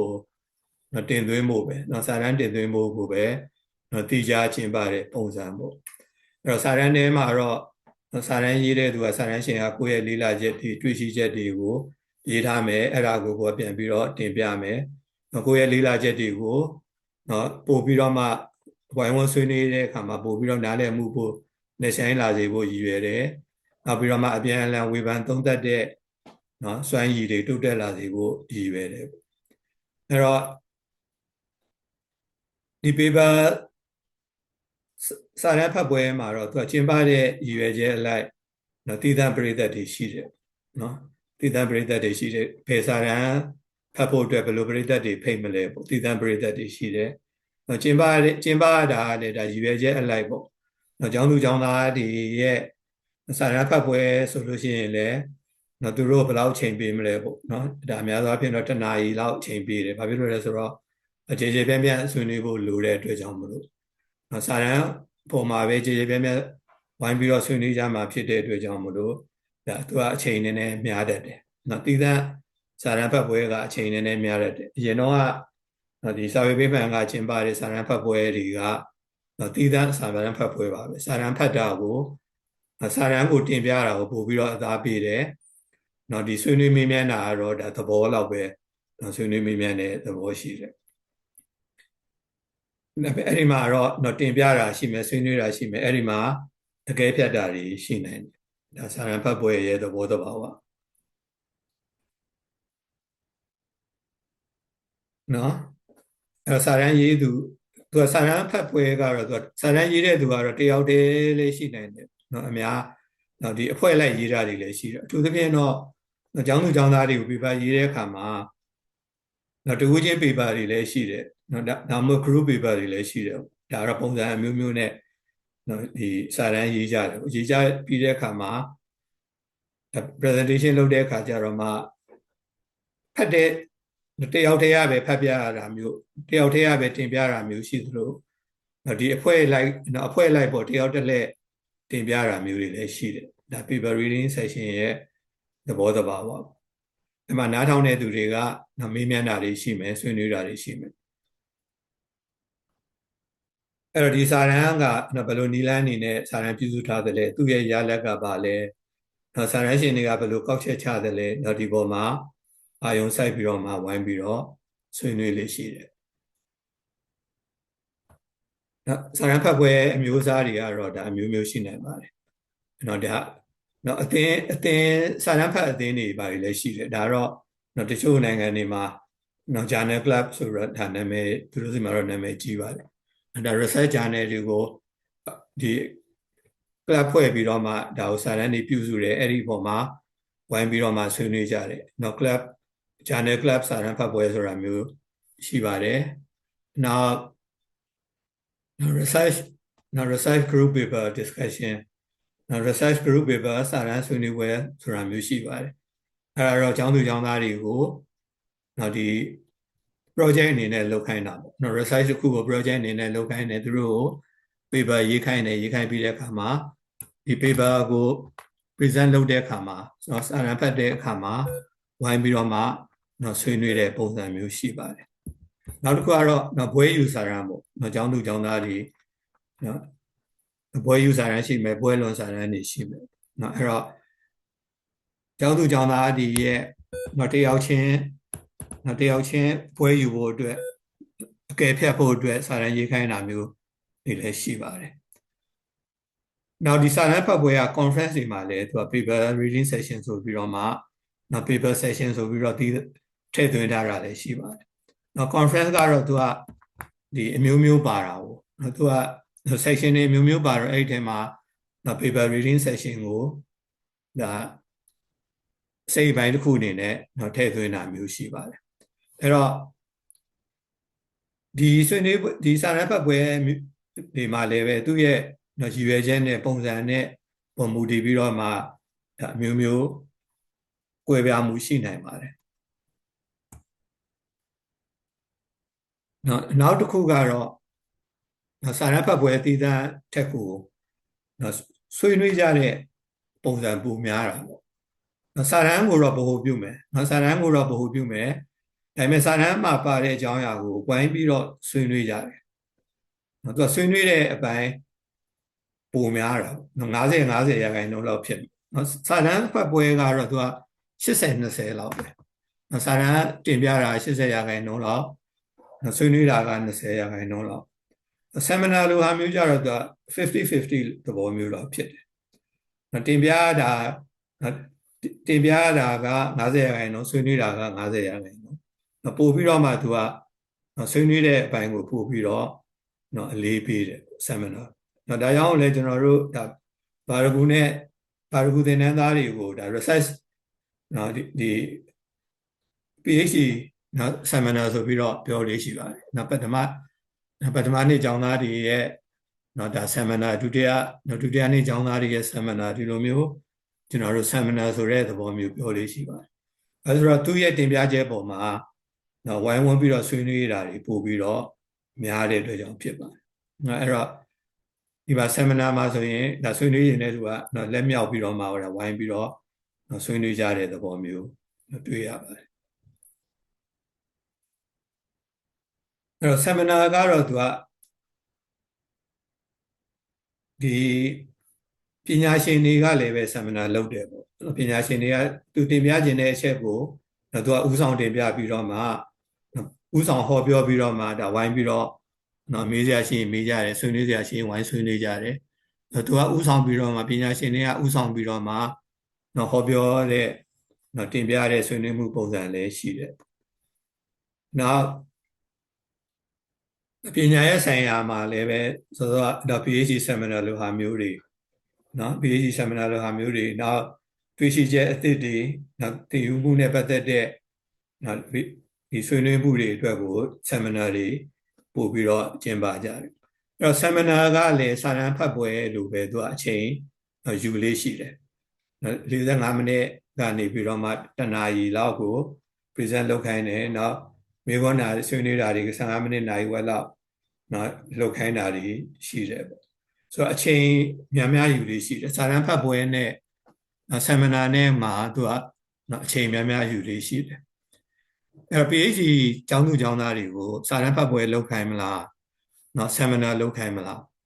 နော်ဒါမှမဟုတ်လဲ conference ပုံစံနဲ့လုပ်မလားနော်အဲ့လိုကိစ္စတွေကနော်စောစောရှေ့မှာပြောခဲ့တဲ့နော်ရည်ရွယ်ချက်နော်ပေးနိုင်တဲ့အချိန်နော်နောက်ပြီးတော့ဘယ်သူတွေပါဝင်မှာလဲ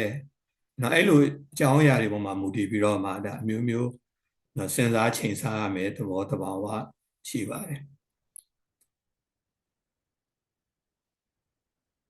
နော်ဒါ seminar နဲ့နော်ပတ်သက်တာseminar တွေမှာတော့များသောအားဖြင့်တော့ဒါကျွမ်းကျင်တဲ့ပညာရှင်တွေပေါ့နော်ဒီပါရဂူဆိုရင်လည်းပဲပါရဂူသင်တန်းသားဆိုရင်လည်းသူ့ရဲ့နယ်ပယ်မှာတကယ် research လုပ်ထားတာနော်ပါရဂူသင်တန်းသားဆိုတာကဒါ researcher ပဲနော် researcher ဖြစ်နေပြီဆိုတော့သူတေသနာလုပ်နေတဲ့သူဆိုတော့သူကလည်းနော်ပညာရှင် scholar အဆင့်နော် scholar အဆင့်မှာရှိတယ်ဆိုတော့သူလှုပ်ထားတဲ့ပါရဂူဖြစ်တဲ့အတွက်သူလှုပ်ထားတဲ့နယ်ပယ်ကနော်သူများတွေကသူ့လောက်သိမှာမဟုတ်ဘူးနော်တကယ်သဘာဝအရာဆိုရင်နော်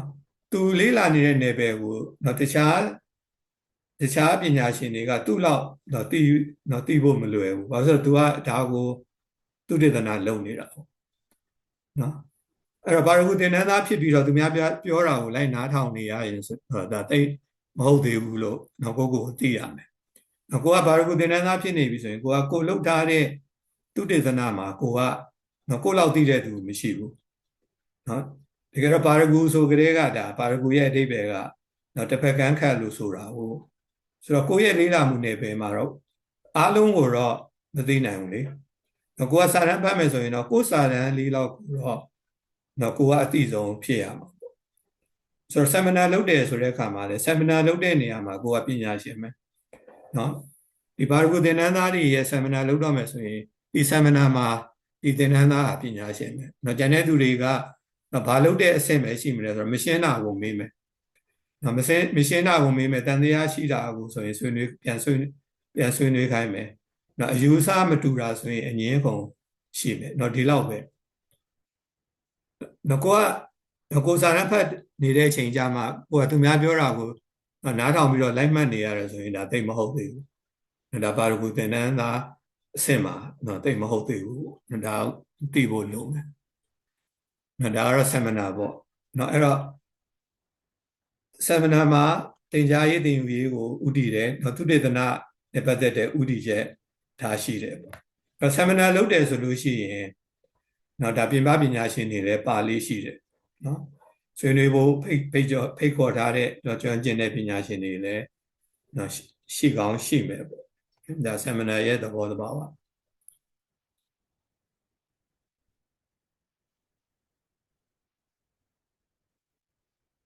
နော်အဲ့တော့ seminar မှာစာတမ်းဖတ်ပွဲကိုဘယ်လိုပုံစံကျင်းပလိရှိသလဲဆိုရင်နော်ဒီ seminar ပုံစံတွေပေါ့ seminar မှာစာတမ်းဖတ်ပွဲဘယ်လိုကျင်းပလိရှိလဲဆိုရင် departmental seminar ဌာနဆိုင်ရာဆွေးနွေးပွဲဌာနဆိုင်ရာဆွေးနွေးပွဲဆိုတာကဌာနမှာရှိတဲ့နော်ဒီဆရာမတွေနော်ဘာသာရေးကျွမ်းကျင်တဲ့သူတွေကစာတမ်းပြုစုမယ်စာတမ်းပြုစုပြီးတော့အဲ့ဒီစာတမ်းကိုဌာနထဲမှာနော်ဝိုင်းပြီးတော့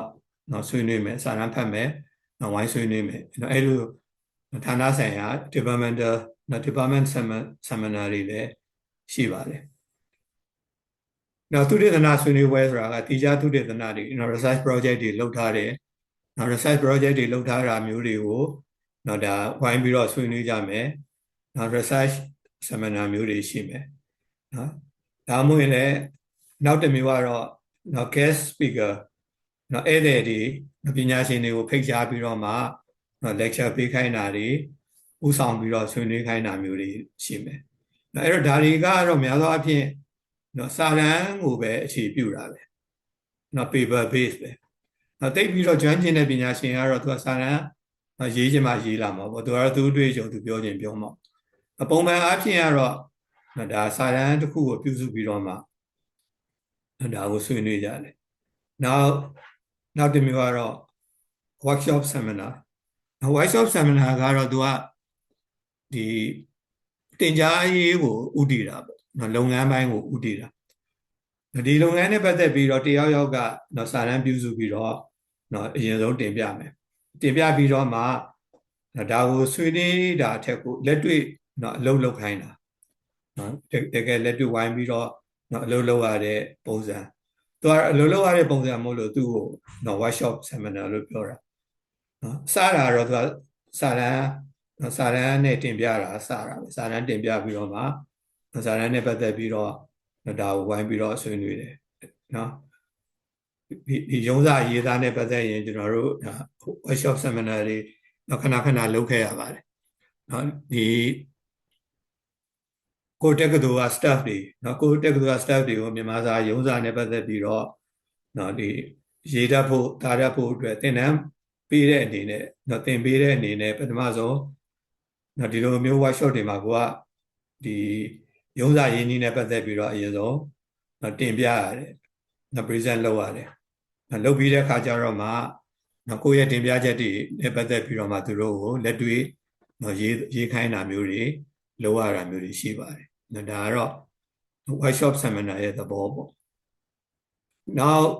ကျန်းနဲ့ပတ်သက်ပြီးတော့ဒါကတော့ဒီ PhD candidate တွေမှာလုပ်တာလုပ်နေတဲ့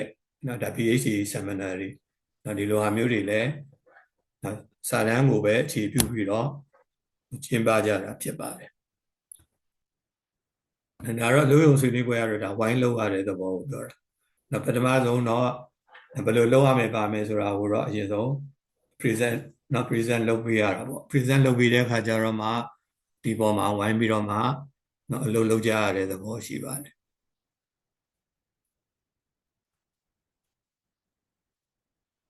နောက်တစ်ခုက symposium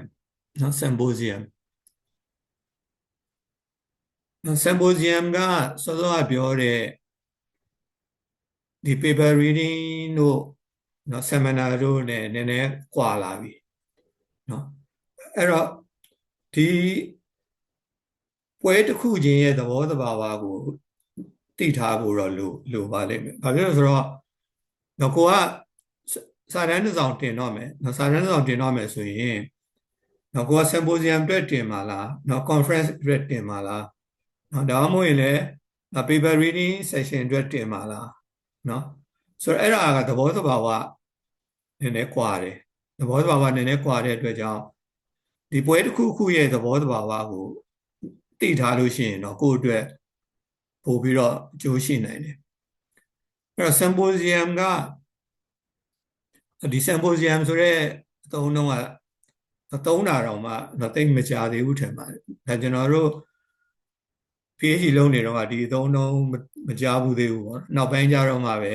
ဒီ symposium တို့ဘာလို့ခက်စားလာတာအဲ့တော့ symposium ဆိုတာဘာလဲဆိုတာကိုလေ့လာကြည့်လိုက်တဲ့အခါမှာ symposium ဆိုတဲ့စကားလုံးကနည်းနည်းထူးဆန်းလို့သူ့ရဲ့ root ကဘာလဲဆိုတာကိုရှာကြည့်လိုက်တော့သူက Greek စကားကလာတယ်ပေါ့ရှေး Greek စကားကလာတယ်ဆိုတော့သူ့ရဲ့ Greek စကားမှာကဘယ်လိုအဓိပ္ပာယ်ရှိလဲဆိုတော့drinking together တဲ့အတူတကွတောက်စားပြီးတော့မှစကားပြောကြတာဆွေးနွေးကြတာပို့ပြီးတော့မှရင်းနှီးပွင့်လင်းတဲ့သဘောရှိလာတော့မပြောရဘူးသူကတောက်စားပြီးတော့မှဆွေးနွေးကြတဲ့သဘောပေါ့အဲ့တော့ဒီဝါဒကိုဒီမှာပြထားတဲ့ပုံနဲ့Greek ကရှေးလူတွေဒီရှေ့မှာတော့အရက်ခွက်တင်ထားတာပေါ့ပြီးတော့မှသူတို့ဆွေးနွေးကြတယ်ဆိုတော့ပုံစံမျိုးလေးသရုပ်ဖော်ပြထားတာအဲ့လိုမျိုးအဓိပ္ပာယ်ဖွင့်ဆိုထားတာတွေ့ပါတယ်ဒီဘက်မှာတော့ဒီနေ့ခင်မှာပေါ့တရားကနေပြီးတော့ဥဆောင်ပြီးတော့မှဆွေးနွေးပြနေတာဒါလည်း paper base ပါပဲဒီ ဆွေးနွေးပြတဲ့လူက paper တစ်ခုကိုရေးပြီးတဲ့ခါကျတော့မှဒီ paper နဲ့ပတ်သက်တာကိုသူကရှင်းပြနေတာပေါ့နော်ရှင်းပြနေတဲ့သဘောဒါ symposium ရဲ့သဘောအဲ့ symposium ရဲ့သဘောကဘာဖြစ်တယ်လဲဆိုတော့သူ့ရဲ့အကြောင်းအရာကတော့သူက specific ဖြစ်တယ်ပေါ့နော်ဒီအကြောင်းအရာတစ်ခုကိုဆွေးနွေးမယ်ဆိုရင်ဒီအကြောင်းအရာတစ်ခုတည်းကိုပဲဆွေးနွေးတာပေါ့နော်ဒါ teaching methodology ကိုဆွေးနွေးမယ်ဆိုရင်ဒီ teaching methodology ကိုပဲသူကဆွေးနွေးမှာပေါ့ကျန်တဲ့အကြောင်းမဆွေးနွေးဘူးနော်ဒီ social culture အကြောင်းဆွေးနွေးမယ်ဆိုရင် social culture ပဲဆွေးနွေးမှာအဲ့တော့အကြောင်းအရာကတော့သူကနော်ဒီကန့်သတ်ထားတဲ့သဘောရှိတယ် symposium မှာပြီးတော့မှဒီကန့်သတ်ထားတဲ့အကြောင်းအရာမှာနော်ဘယ်လိုနော် problem တွေရှိသလဲနော်ဘယ်လို research problem တွေရှိသလဲဒီပေါ်မှာသူတို့ကပို့ပြီးတော့မှနည်းနည်းဆိုင်ချင်းကပ်တဲ့သဘောမျိုးရှိတယ်ဆိုတော့ဒီ symposium ရဲ့သဘောကတော့သူကအချိန်ကန့်သတ်တာနည်းတဲ့သဘောရှိတယ်နော်15မိနစ်20လောက်ပဲအချိန်ကန့်သတ်ချက်အလွန်နည်းပါတယ်နော်ကိုယ် symposium မှာစာတမ်းတင်မယ်ဆိုရင်နော်ကိုယ်စဉ်းစားထားမှာကကိုယ်စာတမ်းကတော့သူကန့်သတ်ထားတယ်လို့ရေးလို့ရပါတယ်နော်တချို့စာမျက်နှာနဲ့ကန့်သတ်တာရှိနိုင်တယ်များသောအားဖြင့်တော့စလုံးရည်နဲ့ကန့်သတ်တယ်နော်စလုံးရည်နော်9000လား3000လားပေါ့နော်အဲ့ကန့်သတ်ချက်အကြောင်းကိုကန့်သတ်ထားတဲ့အတိုင်းတော့စာတမ်းရေးရမယ်ဒါပေမဲ့လို့တင်ပြမယ်ဆိုတဲ့အခါမှာနော်ကန့်သတ်ထားတဲ့သတ်မှတ်ထားတဲ့စာတမ်းအတိုင်းဖတ်လို့လုံးဝမရဘူးနော်15မိနစ်နော်သူကအချိန်ကန့်သတ်ချက်နော်အင်မတန်နည်းတယ်နော်ဘာဖြစ်လို့လဲဆို symposium ကသူကလူများလေးရှိတယ်နော်ဒီ present လုပ်တဲ့လူများလေးရှိတယ်နော်ဒီပညာရှင်စုံတယ်ပေါ့နော်ဒီအကြောင်းအရာတစ်ခုကိုပဲရှုထောင့်မျိုးကနေဝိုင်းဆွေးနွေးမှာဆိုတော့သူကပညာရှင်စုံတဲ့သဘောရှိတယ်ဆိုတော့အချိန်ကန့်သတ်ချက်နည်းတယ်ပေါ့ဆိုတော့တင်ပြတဲ့အခါမှာတိတ်ပြီးတော့နော်ရှိစကားများပြောလို့မရဘူးနော်အလွန်အနှစ်ချုပ်ဖို့လိုအပ်တယ်ဒါ symposium ရဲ့သဘောတဘာဝအဲ့တော့ဒီ topic တစ်ခုအောက်မှာနော်ရှုထောင့်မျိုးနဲ့နော်ဝိုင်းပြီးတော့ဆွေးနွေးတယ်နော်ခေါင်းစဉ်တစ်ခုတည်းကိုပဲများသောအားဖြင့်နော်ခေါင်းစဉ်တစ်ခုတည်းကိုပဲသူကဒီရှုထောင့်မတူညီတဲ့ရှုထောင့်ကနေပြီးတော့မှနော်လူရင်းတူရှင်းပေါ့နော်ဒီအချင်းချုပ်ပြီးတော့ဝိုင်းပြီးတော့ဆွေးနွေးတဲ့သဘောရှိတယ်အဲ့ symposium ကရိုးရိုး panel discussion တွေထက်ပို့ပြီးတော့သူက formal ဖြစ်တယ်နော် formal ဖြစ်ရမယ်နော်လွယ်လပ်မှုထက်ကိုပို့ပြီးတော့ပုံစံတကျနော် formal ဆွေးနွေးဖို့လိုအပ်တယ်နော် symposium ရဲ့ထူးခြားချက်ကဘာလဲဆိုရင်နော်ဒီ symposium မှာဘာဖြစ်လို့သူကနော်ခဏလေးပဲပြောခိုင်းတာလဲဘာလို့ခဏလေးပဲပြောခိုင်းတာလဲဆိုတော့ကိုယ့်ရဲ့စာတမ်းကိုနော် proceeding ထုတ်မယ်နော် proceeding ထဲမှာကိုယ့်စာတမ်းကိုအပြည့်အစုံပေါ်ပြမယ်နော်စာမျက်နှာစာလုံးရေ3000နဲ့ရေးထားတဲ့စာတမ်းဆိုရင်စာလုံးရေနော်ကိုယ့်စာတမ်းအပြည့်အစုံကိုနော် proceeding ထဲမှာပေါ်ပြမယ်နော်အဲ့တော့ symposium ထဲမှာပါတဲ့သူတွေအားလုံးရဲ့စာတမ်းတွေအားလုံးကို proceeding ထဲမှာပေါ်ပြမယ်နော်ပေါ်ပြမှာဖြစ်တဲ့အတွက်ကြောင့်မို့သူကဒီပွဲမှာလာပြီးတော့ရှည်ရှည်ဝေးဝေးပြောစရာနော်ပြောဖို့အခွင့်မပေးဘူးနော်အခွင့်အရေးပေးမထားဘူးနော်အဲ့တော့သူကအချင်းချုပ်နော်သူရဲ့စာတမ်းနဲ့ပတ်သက်ပြီးတော့နော်သူပြောချင်တဲ့ main point ကိုသူပြောမယ်ပြောပြီးတဲ့အခါမှာသူပြောတာကိုစိတ်ဝင်စားရင်ဒီ proceeding မှာဖတ်မယ်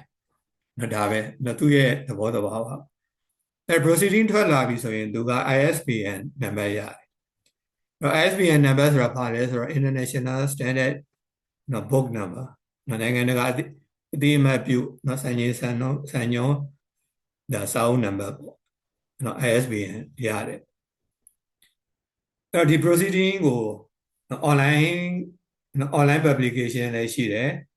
printing publication လည်းရှိတယ်နော်ဒါကနော် worldwide နော်တစ်ကမ္ဘာလုံးအတိုင်းအတာနဲ့ဖြန့်တာ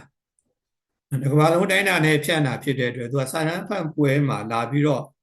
နော်စကားကြောရှည်မနေဘူးနော်ရှည်လို့လည်းအခွင့်မပေးဘူးဒါပေမဲ့စာတမ်းကိုတော့နော်သေသေးချာချာရေးရတယ်နော်စာတမ်းကိုသေသေးချာချာရေးရတယ်ရေးတဲ့အခါမှာသူရေးထားတဲ့ဟာကို နော်15မိနစ်20အတွင်းမှာနော်ရှင်းပြရတယ်ရှင်းပြပြီးတဲ့အခါမှာကိုယ်စာတမ်းကိုစိတ်ဝင်စားတဲ့သူကဒီ proceeding မှာအသေးစိတ်လေ့လာတော့မယ်နော်ဒါ symposium ရဲ့သဘောပဲအဲ့တော့ symposium မှာသူက reading ခွင့်မပြုဘူးသူက oral presentation ပဲနော်နှုတ်နဲ့ပဲ presentation လုပ်ရမယ်ဒါပေမဲ့တခု symposium မှာပါတတ်တယ်ဆိုတော့နော် poster symposium ပါတတ်တယ်တချို့က oral presentation နော်စာတမ်းဖတ်တဲ့ပုံစံမျိုးမဟုတ်ဘဲနဲ့နော် poster နော် symposium မှာ poster နဲ့ကိုရေးစာတမ်းရေးထားတဲ့အကြောင်းအရာကို poster နဲ့ရှင်းပြတာမျိုးလည်းရှိတယ်နော် poster ပြပြီးတော့မှရှင်းပြတာမျိုးရှိတယ်အဲ့ဒီပရိသတ်ကနေပြီးတော့မှဒီ poster ကိုကြည့်ပြီးတော့မှနော်ကိုသိကျင်တဲ့အချက်ကိုထောက်ပြီးတော့စာတမ်းရေးတဲ့သူတွေနဲ့တော့တိုက်ရိုက်ဆွေးနွေးတာမျိုးရှိတယ်ပို့ပြီးတော့မှ interactive ဖြစ်တယ်ပေါ့နော်ဒီ poster နားမှာစာတမ်းရေးတဲ့သူကနော်ရက်ပြီးတော့သူစောင့်နေတယ်နော်ဒီကြည့်တဲ့သူက poster မှာပါတဲ့အချက်တွေကိုသူကကြည့်တယ်နောက်ကြည့်ပြီးတဲ့အခါမှာကိုမရှင်းတဲ့အချက်တွေကိုပြန်ပြီးတော့မေးတယ်ပေါ့နော်ဒီလိုပုံစံမျိုးလည်းရှိတယ်နောက်တစ်ခုက oral presentation poster presentation နှစ်ခုလုံးပေါင်းပြီးတော့မှလုပ်တာတွေလည်းရှိတယ်အဲ့တော့ symposium မှာစာတမ်းပါတယ်လို့ပြောပေမဲ့စာတမ်းမပါတဲ့ symposium လည်းရှိနိုင်တယ်နော်ဒီမှာကျွန်တော်ကစာတမ်းကိုဗဟိုပြုပြီးပြောနေတာဖြစ်လို့နော်ဒီစာတမ်းပါတဲ့ symposium လည်းရှိသလိုစာတမ်းမသုံးတဲ့ symposium လည်းရှိနိုင်တယ်နော်အဲ့တော့ဒါကနော် poster section နော်အဲ့တော့ဒီစာတမ်းမှာရေးထားတဲ့အကြောင်းအရာကိုပဲသူက poster နဲ့ပြတာနော် poster နဲ့ပြထားတယ်ပြထားပြီးတော့မှဒီ poster ကိုစိတ်ဝင်စားတဲ့သူတွေကလာကြည့်မယ်နော်လာကြည့်ပြီးတဲ့အခါမှာသိချင်တာရှိရင်နော်အပြန်အလှန်ဆွေးနွေးမယ်နော်ဒါ face to face interaction မှာတော်တော်လေးထိရောက်တဲ့အတွက်ကြောင့်နောက်ပိုင်းမှာသူတို့ဒါကိုတော်တော်လေးသဘောကျနော်ဒါ international symposium မှာလည်းမဟုတ်ဘူး conference မှာလည်းရှိတယ်နော် conference တို့ symposium တို့မှာဒီလိုပုံစံမျိုးတွေနောက်ပိုင်းမှာတော်တော်လေးခက်စားလာတယ်နော်ဒါ poster section နောက်တစ်ခုကတော့နော်အကြီးကျယ်ဆုံးပေါ့အကြီးကျယ်ဆုံးကတော့ conference နော်ဒါကနိုင်ငံတကာအဆင့်ပေါ့နော် international conference နိုင်ငံတကာကပညာရှင်တွေဖိတ်ကြားတယ်အဲ့ဒီမှာနော် section တွေအများကြီးရှိတယ်နော် paper reading section လည်းရှိတယ်နောက် round table discussion လိုဟာမျိုးတွေလည်းရှိတယ်နောက် poster section လိုဟာမျိုးတွေလည်းရှိတယ်သူကနော် research နဲ့ပတ်သက်ပြီးတော့မှနော်သူကပုံစံအမျိုးမျိုးနဲ့ကျင်းပတဲ့ပွဲအဲ့တော့ပုံစံမျိုးစုံနဲ့ကျင်းပတဲ့ပွဲကိုနော်ကျွန်တော်တို့ကဒါ conference လို့ပြောတာနော်ညီလာခံလို့ပြောတာနော် conference မှာသူကစုံညီဆွေးနွေးပွဲလည်းရှိတယ်နော်အခုဒီမှာပြထားတာကတော့နော်စုံညီဆွေးနွေးပွဲပုံစံမျိုးပေါ့နော်ဒီနော် guest speaker ကနေပြီးတော့မှနော် keynote ပေးတယ်ဆိုလို့ရှိရင်နော် keynote speaker ပေါ့နော် keynote speaker ဆိုလို့ရှိရင်တော့ဒါကနော်ဒါစုံညီနားထောင်တာပေါ့နော် keynote person ကနေပြီးတော့မှနော် keynote ပေးတယ်ဆိုရင်ဒါစုံညီနားထောင်တယ်ပြီးတဲ့အခါကျရင်နော် section အလိုက်ပေါ့နော် section ကသူကဘာသာရပ်နဲ့ခွဲတာလည်းရှိတယ်ပေါ့အမျိုးအစားလိုက်ခွဲတာလည်းရှိတော့သူဆိုင်ရာနော် section တွေမှာသွားပြီးတော့မှနော်ဆောင်ရွက်ကြတာမျိုးတွေရှိတယ်ဒါ conference ရဲ့သဘောတဘာဝအဲ့တော့ conference ရဲ့သဘောတဘာဝကြတော့သူကအင်မတန်ကျေပြန့်တယ်နော်လူလည်းအများများတယ်နော်ပညာရှင်တွေသိများတဲ့နော်ပွဲကြီးဖြစ်တဲ့အခါကျတော့သူကစာတမ်းတစ်စောင်နော်ရွေးခံရဖို့လည်းမလွယ်ဘူးနော်စာတမ်းတင်ဖို့ဆိုရင်လည်းပြိုင်ဆိုင်ပြီးတော့မှနော်ပြိုင်ဆိုင်ပြီးတော့မှဒီပိုးဖွဲကနေပြီးတော့မှရွေးချယ်တာမျိုးတွေရှိတယ်ပြီးတော့စာတမ်းကို present လုပ်တဲ့အခါမှာလည်းစာတမ်းဖတ်တဲ့အခါမှာလည်းအချိန်ကအင်မတန်တိကျဖို့လိုတယ်နော်သူသတ်မှတ်ထားတဲ့အချိန်ပဲနော်အများဆုံးမိနစ်30ပဲမိနစ်30ဆိုတာတော်တော်ရှားပါတယ် အများသောအားဖြင့် conference တွေကမိနစ်20လောက်ပဲသူက symposium နဲ့သဘောဘာဝတူတယ်မိနစ်20လောက်ပဲဆိုတော့မိနစ်20လောက်မှာဘာပြောမလဲဆိုတော့ main point ပဲပြောနော်မင်းစာရန်ဘာရေးထားတယ်လဲ main point ပဲပြောလာပြီးတော့နော်အစအဆုံးလာဖတ်မနေနဲ့နော်မရဘူးအဲ့တော့ Nino ကလေးပွဲမှာသူကနော် parallel section တွေရှိတယ်နော်အပြိုင်စာရန်ဖတ်ပွဲတွေပေါ့နော်ဒါဘာသာရေးလိုက်နော်ဒီစာရန်ဖတ်ပွဲအခန်းတွေအမျိုးမျိုးရှိတယ်နော်အဲ့တော့ဒီ conference ကတော့သူဘာသာရေးမျိုးစုံဖြစ်တယ်ပညာရှင်မျိုးစုံနော်ကြီးကျယ်တဲ့နော်ကြီးမားတဲ့နော်အခမ်းအနားကြီးပေါ့ပညာရေးဆိုင်ရာ academic နော်ကြီးမားတဲ့အခမ်းအနားကြီးဖြစ်တယ်ပြီးတော့ရက်လဲကြာလေးရှိတယ်နော်အနည်းဆုံးတော့2ရက်ပေါ့နော်2ရက်3ရက်နော်တချို့5ရက်လောက်ထိကျင်းပလေးရှိတယ်ဆိုတော့အဲဒီ conference ကျင်းပတယ်ဆိုရင်တော့ဒါနိုင်ငံတကာကနော်တက္ကသိုလ်တွေပညာရှင်တွေကိုနော်ဖိတ်လေးရှိတယ်နော်နိုင်ငံတကာပညာရှင်တွေတက္ကသိုလ်တွေဖိတ်ပြီးတော့မှအဲဒီမှာဝိုင်းပြီးတော့နော် participant ပူးပေါင်းဆောင်ရွက်ကြတာပေါ့အဲဒီမှာတော့ဒါဘာကိုအဓိကထားလဲဆိုတော့သုတေသနရလဒ်တွေနောက်သုတေသနနည်းပညာတွေနောက်ဒီပညာရေးနဲ့ဆိုင်တဲ့မူဝါဒတွေနောက်ကိုယ်ရဲ့ချဲ့ထွင်ခြင်းဆိုတာကတယောက်နဲ့တယောက်ပညာရေးနယ်ပယ်ချဲ့တာပေါ့နောက် conference လုပ်ပြီးတဲ့အခါမှာပညာရေးပေါင်းစုံရှိတဲ့အတွက်ကြောင့်ပညာရေးနယ်ပယ်ပညာရေးကိုယ်ရဲ့ကိုချဲ့တဲ့ပွဲကြီးပေါ့နောက် conference ကတော့ဒါ academic အကြီးကျယ်ဆုံးပွဲတစ်ခုပဲဒါပေမဲ့စာရန်ဖတ်တဲ့အနေနဲ့ကတော့သူကလည်းအချင်းချုပ်ပဲပြောရမယ်နော်မိနစ်20များသောအားဖြင့်မိနစ်20ပဲနော်နိုင်ဝက်ပေးတာတော့ရှားပါတယ်နော်နိုင်ဝက်မပေးလို့မိနစ်20လောက်ပဲဘာဖြစ်လို့လဲဆိုတော့သူကလည်း symposium လို့ပဲနော်သူကလည်းပြီးရင်သူကနော်ဒီစာအုပ်ထုတ်မှာနော်ပြီးရင်စာအုပ်ထုတ်မှာဆိုတဲ့အခါကျတော့စိတ်ဝင်စားရင်နော်အဲ့ဒီ proceeding ထဲမှာပြန်ဖတ်ပဲအဲ့ proceeding ကြတော့စောစောပြောသလို online ကတင်တာရှိတယ် publication လုပ်တာရှိတယ်နောက်စာအုပ်အနေနဲ့ publication လုပ်တာရှိတယ်နော်ရှိတော့ဒီ proceeding ကိုတော့စာရန်ကိုတော့အသေးချာရေးမှရတယ်နော်စာရန်ကိုတော့အချိန်ယူပြီးတော့နော်တစ်နှစ်လောက်အချိန်ယူပြီးတော့ရေးကြရတယ်တကယ်မှားရမရှိအောင်ရေးပြီးတော့မှဒါတစ်ကမ္ဘာလုံးကိုဖြန့်တဲ့နေတာမျိုးဖြစ်တယ်အဲ့တော့ဒီ proceeding တွေမှာပါဖို့နော် proceeding တွေမှာပါဖို့စာရန်တွေကိုဘယ်လိုရွေးမှာလဲနော်ဘယ်လိုရွေးမှာလဲဆိုတဲ့အခါကျတော့အဲ့ဒီမှာနော် peer review ဆိုတာရှိတယ်နော် peer review ရဲ့အဓိပ္ပာယ်ကတော့နော်ပြန်လှန်သုံးသပ်တဲ့အဖွဲ့ပေါ့နော်ပြန်လှန်သုံးသပ်ခြင်းပေါ့ပြန်လှန်သုံးသပ်နော် peer review ဆိုတာကတော်တော်များများကြားဘူးမှာပါနော်ဒါစာရန်တွေမှာနော်ကိုယ်ကစာရန်တင်လိုက်တယ်တင်လိုက်ပြီးရင်ကိုယ့်ရဲ့စာရန်နော်ရွေးချယ်ခံရလားမခံရဘူးလားနော်သုံးလားမသုံးဘူးလားဆိုတော့ဘယ်သူကဆုံးဖြတ်မှာလဲဆိုတော့ peer review အဖွဲ့ကနေပြီးတော့ဆုံးဖြတ်တယ်အဲ့တော့ peer review ဆိုတာကတော့သူကနာမည်ပေးထားတာကတော့သူကဒန်းတူနော် peer ဆိုတာကတော့ဒန်းတူရည်လူပါပဲပို့ပြီးတော့တစ်ဆင့်မြင့်တဲ့ပညာရှင်တွေမဟုတ်ဘာလို့လဲဆိုတော့သူကဒီစာရန်တင်တဲ့သူကိုလည်းသူကနော်လေးစားသမှုပြုတာဟု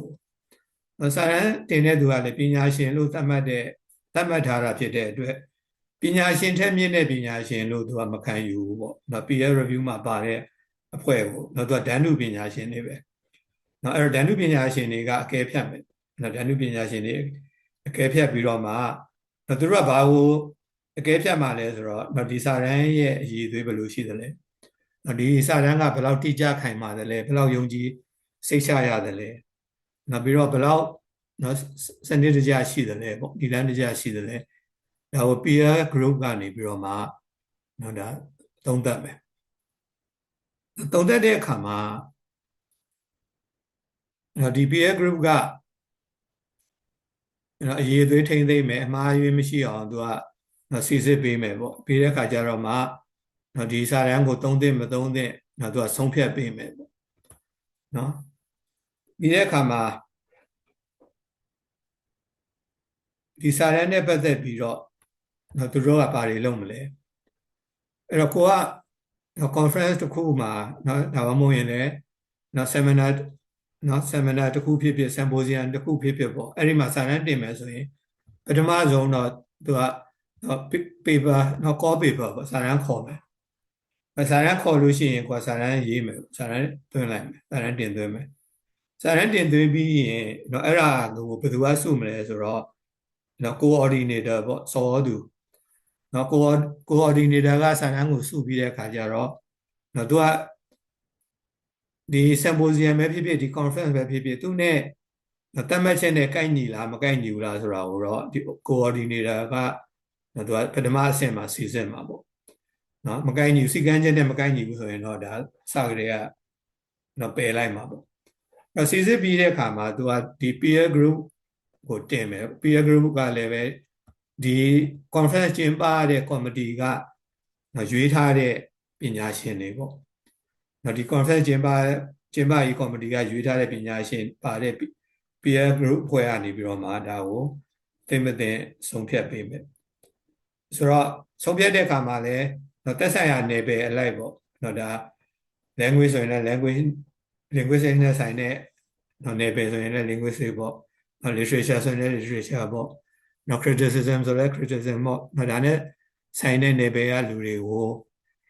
နော်ဒီရွေးချယ်ပြီးတော့မှနော်ဒီအဖွဲ့ဖွဲ့မယ်ဖွဲ့ပြီးတဲ့အခါကျတော့မှဒါကိုအသေးစိတ်သုံးသပ်မယ်သုံးသပ်ပြီးတဲ့အခါကျတော့သုံးသပ်တဲ့အခါမှာတော့သူကလျှို့ဝှက်ပြီးတော့လုပ်တာမျိုးလည်းရှိတယ်နော် open လုပ်တာမျိုးလည်းရှိတယ်ဒါကတော့ဒီ committee ရဲ့အဆုံးဖြတ်ပုံမူတည်ပြီးတော့မှ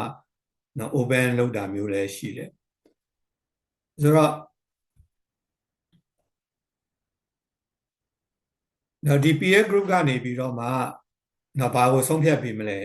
နော်ဖတ်ပြီးတဲ့အခါမှာသူကဒီစာတန်းကနော်မူရင်းတိုင်းနော်ထုတ်ဝေဖို့မူရင်းတိုင်းနော်တင်ပြဖို့သူကသဘောတူတယ်နော်ဒါမှမဟုတ်ရင်လည်းနော်ဘယ်ပိုင်းကိုတော့နော်ဒီအဖွဲ့ရဲ့သုံးသက်ချက်အရပြန်ပြင်ဆင်ခိုင်းတယ်နော်ပြင်ဆင်ပြီးတော့မှပြန်ပြီးတော့စီစစ်မယ်နော်နောက်တစ်ခုကတော့နော်လုံးညင်းလိုက်တာဒါလုံးဝနော်မကိုက်ညီဘူးနော်မကိုက်ညီဘူးဆိုပြီးတော့နော်ဒါမျိုးလုံးဝပယ်လိုက်တာမျိုးတွေရှိတယ်နော်ဒါကတော့ကျွန်တော်တို့ဒီမြန်မာပြည်မှာလည်းပဲဒါအရင်တော့ကကျွန်တော်တို့လုပ်ခဲ့ရတာရှိပါတယ်ဒါအားစာညာနေပြီးတော့မှဒါအကောင်းဆုံးသုတေသနစာတမ်းဖတ်ပွဲတွေအကောင်းဆုံးသုတေသနစုပေးတာမျိုးတွေပညာရေးဝန်ကြီးဌာနကလုပ်တဲ့အခါမှာဒါမြန်မာစာဘာသာရေးအနေနဲ့ကျွန်တော်ကစောသူအနေနဲ့ပေါ့နော် coordinator အနေနဲ့ဆောင်ရွက်ရတာမျိုးတွေလည်းရှိတယ်ဆောင်ရွက်ပြီးတဲ့အခါမှာpeer review group ကိုတော့ဒါဒီသက်ဆိုင်ရာဦးစီးဌာနကနေပြီးတော့ဖွဲ့ပေးလိုက်တာမျိုးတွေရှိပါတယ်အဲ့ဒီခါမှာဘယ်လိုပုံစံနဲ့စီစစ်တယ်လဲဒါကဘုသူဒ္ဓအနေနဲ့ပြောတာပါဘယ်လိုပုံစံနဲ့စီစစ်တယ်လဲဆိုရင်တချို့ peer review ကsingle blind review ဆိုတာကတစ်ဖက်ကိုကွယ်ဝှက်ထားတယ်တစ်ဖက်ကိုဝှက်ထားပြီးတော့သုံးသပ်ရတယ်တစ်ဖက်ဝှက်ထားတယ်ဆိုတာဘယ်လိုလဲဆိုတော့စာတန်းရှင်ကဒီ peer review member တွေကိုသူမသိဘူးစာတန်းရှင်ကစာတန်းတင်လိုက်ပြီးတဲ့အခါမှာသူစာတန်းကိုပြင်ခိုင်းတယ်ဘယ်သူကပြင်ခိုင်းမှန်းသူမသိဘူးဒါပေမဲ့ဒီ review လုပ်တဲ့ဖွဲ့ကတော့စာတန်းရှင်ကိုသိတယ်နာမည်တွေဘာတွေကိုဖော်ထားတယ်ပေါ့နာမည်တွေဘာတွေကိုဖော်ထားတာဖြစ်တဲ့အတွက်သူကစာတန်းရှင်ကိုတော့စီစစ်တဲ့သူကသိတယ်ဒါပေမဲ့စာတန်းရှင်ကတော့စီစစ်တဲ့သူကိုမသိဘူးနှစ်ဖက်ဝှက်double blind နှစ်ဖက်လုံးကိုဖွက်ထားတယ်နှစ်ဖက်လုံးကိုဖွက်ထားတာကြတော့စီစစ်တဲ့သူကလည်းဘယ်သူရေးတဲ့စာတန်းဆိုတာမသိဘူးစာတန်းရှင်ကလည်းဘယ်သူစီစစ်နေမှမသိဘူးစာကိုပဲအဓိက ထားတယ်နော်စာကိုပဲအဓိကထားပြီးတော့နော်စီစစ်ရတယ်နော် open review ကြတော့နော်ဒါစာတန်းရှင်ကလည်းဘယ်သူတွေစီစစ်မလဲဆိုတာသိတယ်ပေါ့နော်ဒီစာတန်းစီစစ်တဲ့လူကလည်းဘယ်သူစာတန်းလဲဆိုတာသိတယ်ပေါ့နော်အဲ့လိုပုံစံအမျိုးမျိုးရှိပါတယ်နော်အဲ့လိုပုံစံတွေမှာလည်းအားသာချက်အားနည်းချက်တွေတော့ရှိတယ်နောက်ဆုံးတစ်ခုကတော့ဒီထုတ်ဝေပြီးတော့မှနော် publication ကို review ပြန်လုပ်တာနော် post publication review နော်ဒါထုတ်ဝေပြီးတော့မှဒါကတော့တော်တော်နည်းပါတယ်နော်ဒါကတော့တော်တော်နည်းပါတယ်ဒီစာအုပ် publication လုပ်ပြီးမှ review ပြန်လုပ်ပြီးတော့မှနော်ဒါပြန်ပြီးတော့နော် edit ပြန်လုပ်တာကတော့တော်တော်လေးရှားပါတယ်ဆိုတော့အများသောအားဖြင့်တော့နော်ဒီ single blind review လုပ်တယ် double blind review လုပ်တယ် open review လုပ်တယ်အဲ့ဒီခါမှာအားသာချက်အားနည်းချက်ဘာရှိလဲဆိုတဲ့အခါကျတော့နော် virus ပေါ့နော် virus နော်ဒီရေးတဲ့သူဘယ်သူလဲဆိုတာကိုသိနေတဲ့အခါမှာနော်ရေးတဲ့သူဘယ်သူလဲဆိုတာသိနေတဲ့အခါမှာဒီ review လုပ်တဲ့အဖွဲ့တွေကနော်ရေးတဲ့သူ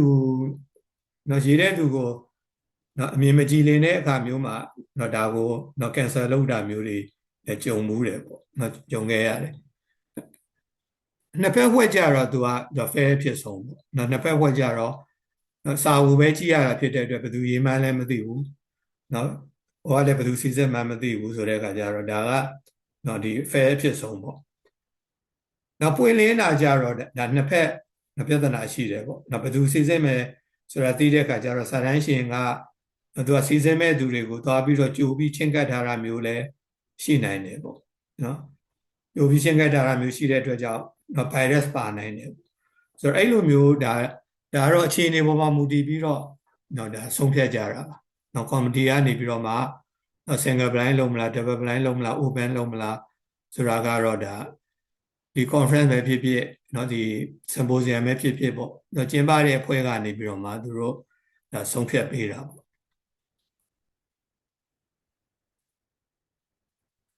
နောက်ဒါ symposium နဲ့ပတ်သက်ပြီးတော့ကျွန်တော်ဒီမှာနမူနာတစ်ခုနော်ပြထားတာ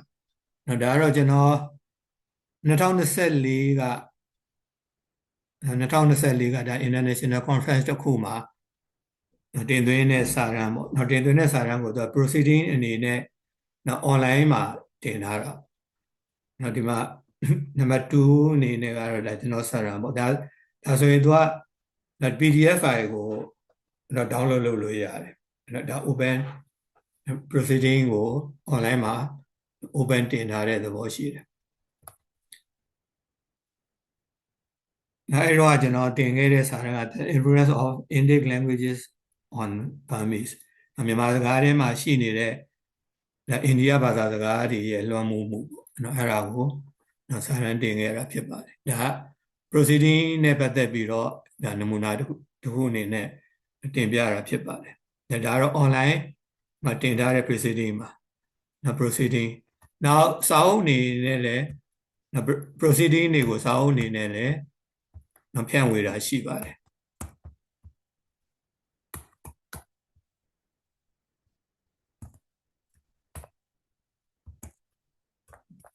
စလိုက်ကကတ်နေပြန်ပြီ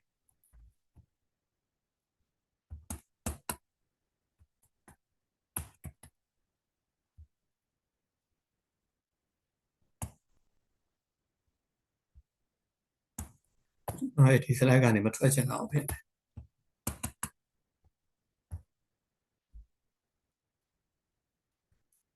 ရပြီဒါကစာအုပ်အနေနဲ့ထုတ်ထားတဲ့ proceeding မှာစာအုပ်အနေနဲ့ထုတ်ထားတဲ့ proceeding ဒီလိုဟာမျိုးတွေလဲဆိုတော့ PDF free ပေးတဲ့နော် PDF free ပေးထားတဲ့နော် platform တွေမှာကိုယ်နဲ့ဆိုင်တဲ့ဘာသာရပ်တွေကိုရှာလို့ရပါတယ်နော်ရှာလို့ရတယ်ကျွန်တော်ဟိုတလောကဒီ linguistic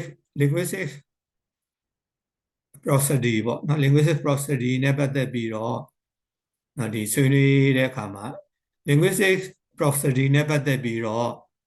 ဒီ conference လုပ်ထားတာတခုသွားတွေ့ပါတယ်နော်အဲ့ဒီမှာနော်အဲ့ဒီ conference မှာ prosody နဲ့ပတ်သက်တဲ့ ဒီစာတန်းတွေကိုဒီစာအုပ်အနေနဲ့လုပ်ထားတာတွေ့ပါတယ်စာတန်းတွေအများကြီးနော်အဲ့စာအုပ်ထဲမှာပါတာကိုတွေ့ရတယ်နော်အဲ့လိုမျိုးပဲဒီ proceeding တွေထဲမှာလည်းပဲကိုလေးလာတဲ့ဘာသာရပ်နဲ့ပတ်သက်ပြီးတော့နော်ရှာလို့ရတာဒီအများကြီးရှိသူကဆောင်းပါစာတန်းပုံများတာပေါ့တစုတစည်းတဲ့စာတန်းတွေအများကြီးတွေ့နိုင်တယ်နော်အဲ့ဒါလည်း PDF file free ပေးတဲ့ platform တွေမှာရှာလို့ရပါတယ်နော်အဲ့တော့ဒါကအခုဒီနေ့မှာကျွန်တော်ပြောချင်တဲ့အကြောင်းအရာကတော့နော်အဲ့ဒါဒီပါပဲနော်အဲ့တော့ဒီနေ့ပြောခဲ့တာနဲ့ပတ်သက်ပြီးတော့ဆွေးနွေးခင်ပေါ့နော်မေးခွန်းလေးတစ်ခုနော်မေးခွန်းနေဒီမေးခွန်းနေဖြေကြည့်ပါဦးနော်ဘယ်သူဖြေနိုင်မလဲဘယ်လောက်မှတ်မိတယ်လဲဘယ်သူဖြေနိုင်မလဲ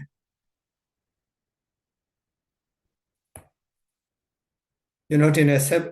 symposium ရဲ့မူလအဓိပ္ပာယ်ကိုတော့တော်တော်များများဖြေနိုင်မယ်ထင်တယ်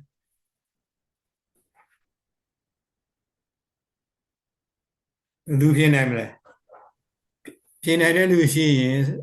speaker ဖွင့်ပြီးတော့ပြောပါ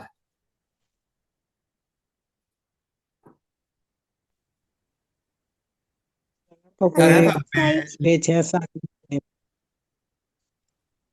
ဖတ်ပွဲဘယ်ချိန်ကစခဲ့လဲ1660နိုဝင်ဘာလ20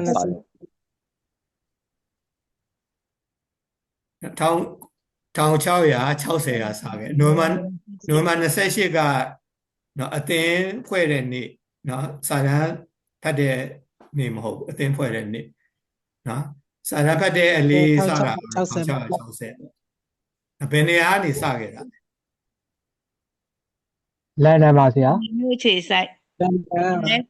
ဖွဲ့ လန်ဒန်ကဘာဖွဲ့လဲ Royal Society လန်ဒန်ဆရာ Royal Society Royal Society နော် Royal Society ကအခုလည်းရှိသေးတယ်အခုဆိုရင်သူကတော်တော်ကြီးကြီးမားတဲ့ society ဖြစ်နေပြီဘာသာရပ်ပေါင်းစုံနဲ့စိတ်ဝင်စားရင်အဲ့ဒီ Royal Society ဆိုတာနဲ့ရှောက်ဝင်ကြည့်လို့ရတယ်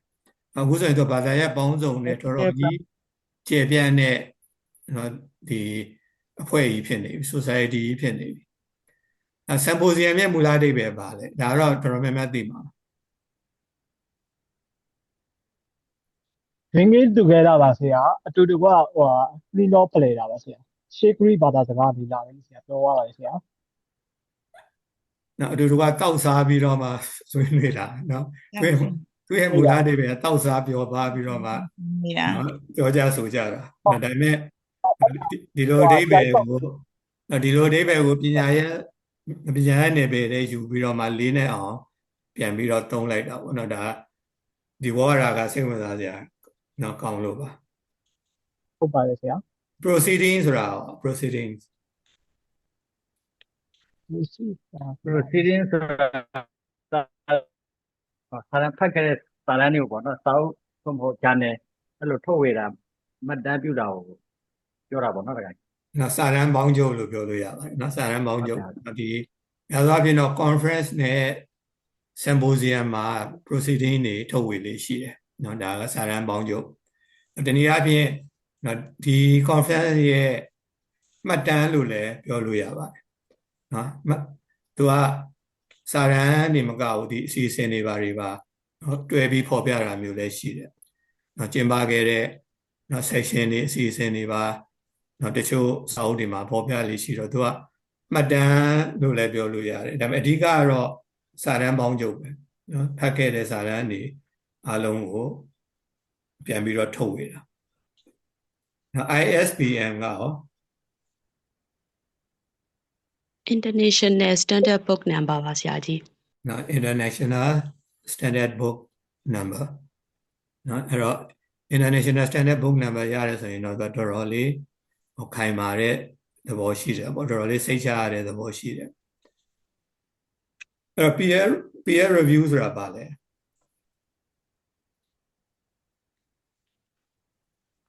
ပြန်လည်သုံးသပ်နော်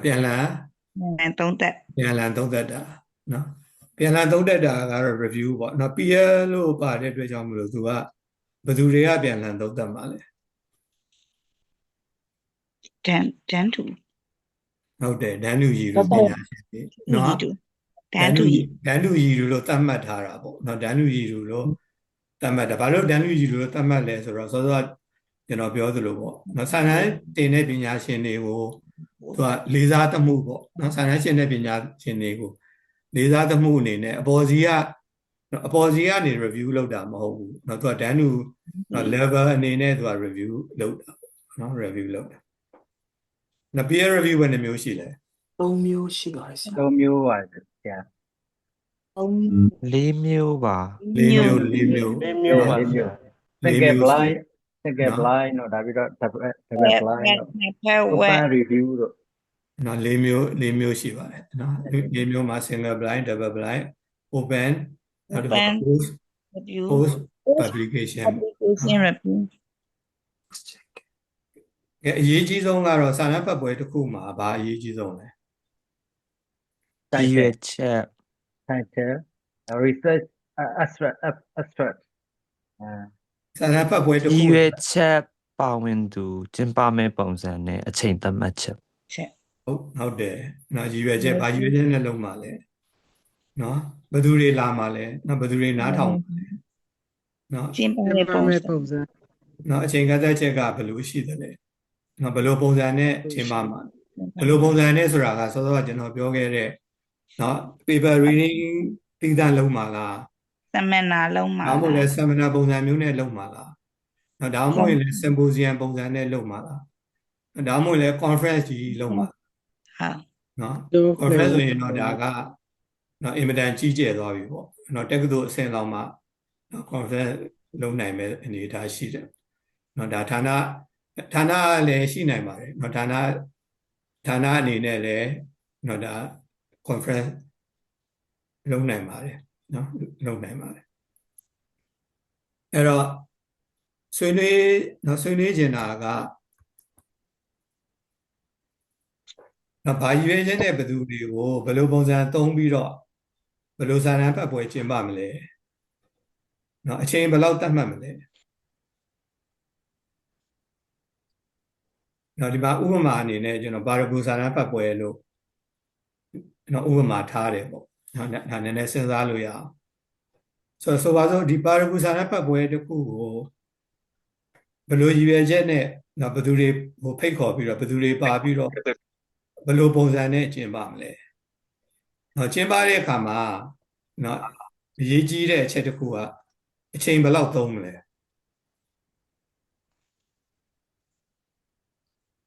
နော်အဲ့ဒါကိုကြိုပြီးတော့မစဉ်းစားရင်အဆင်မပြေနိုင်ဘူးအဆင်မပြေဘူးပေါ့နော်အဆင်မပြေဘူးဆိုတာထက်ကိုဟိုမထိရောက်ဘူးပေါ့နော်ဟိုအချိန်ဘယ်လောက်ပေးလို့ပေးမှမသိနော်ဆွေးနွေးတဲ့သူကလည်းကြိုက်တဲ့လောက်ဆွေးနွေးနေဖတ်တဲ့သူကလည်းကြိုက်တဲ့လောက်ဖတ်နေ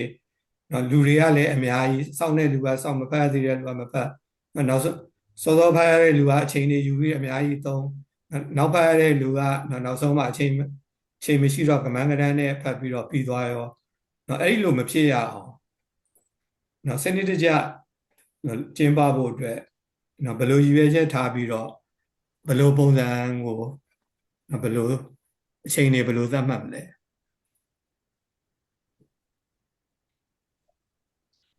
ဆွေးနွေးကြည့်ပါဦး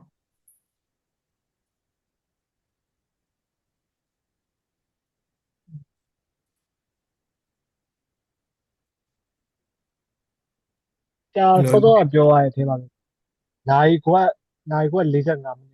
အဲ့လောက်ပုံစံတော့သွားရမယ်လို့ထင်တာကျွန်တော်ထင်ပါလေ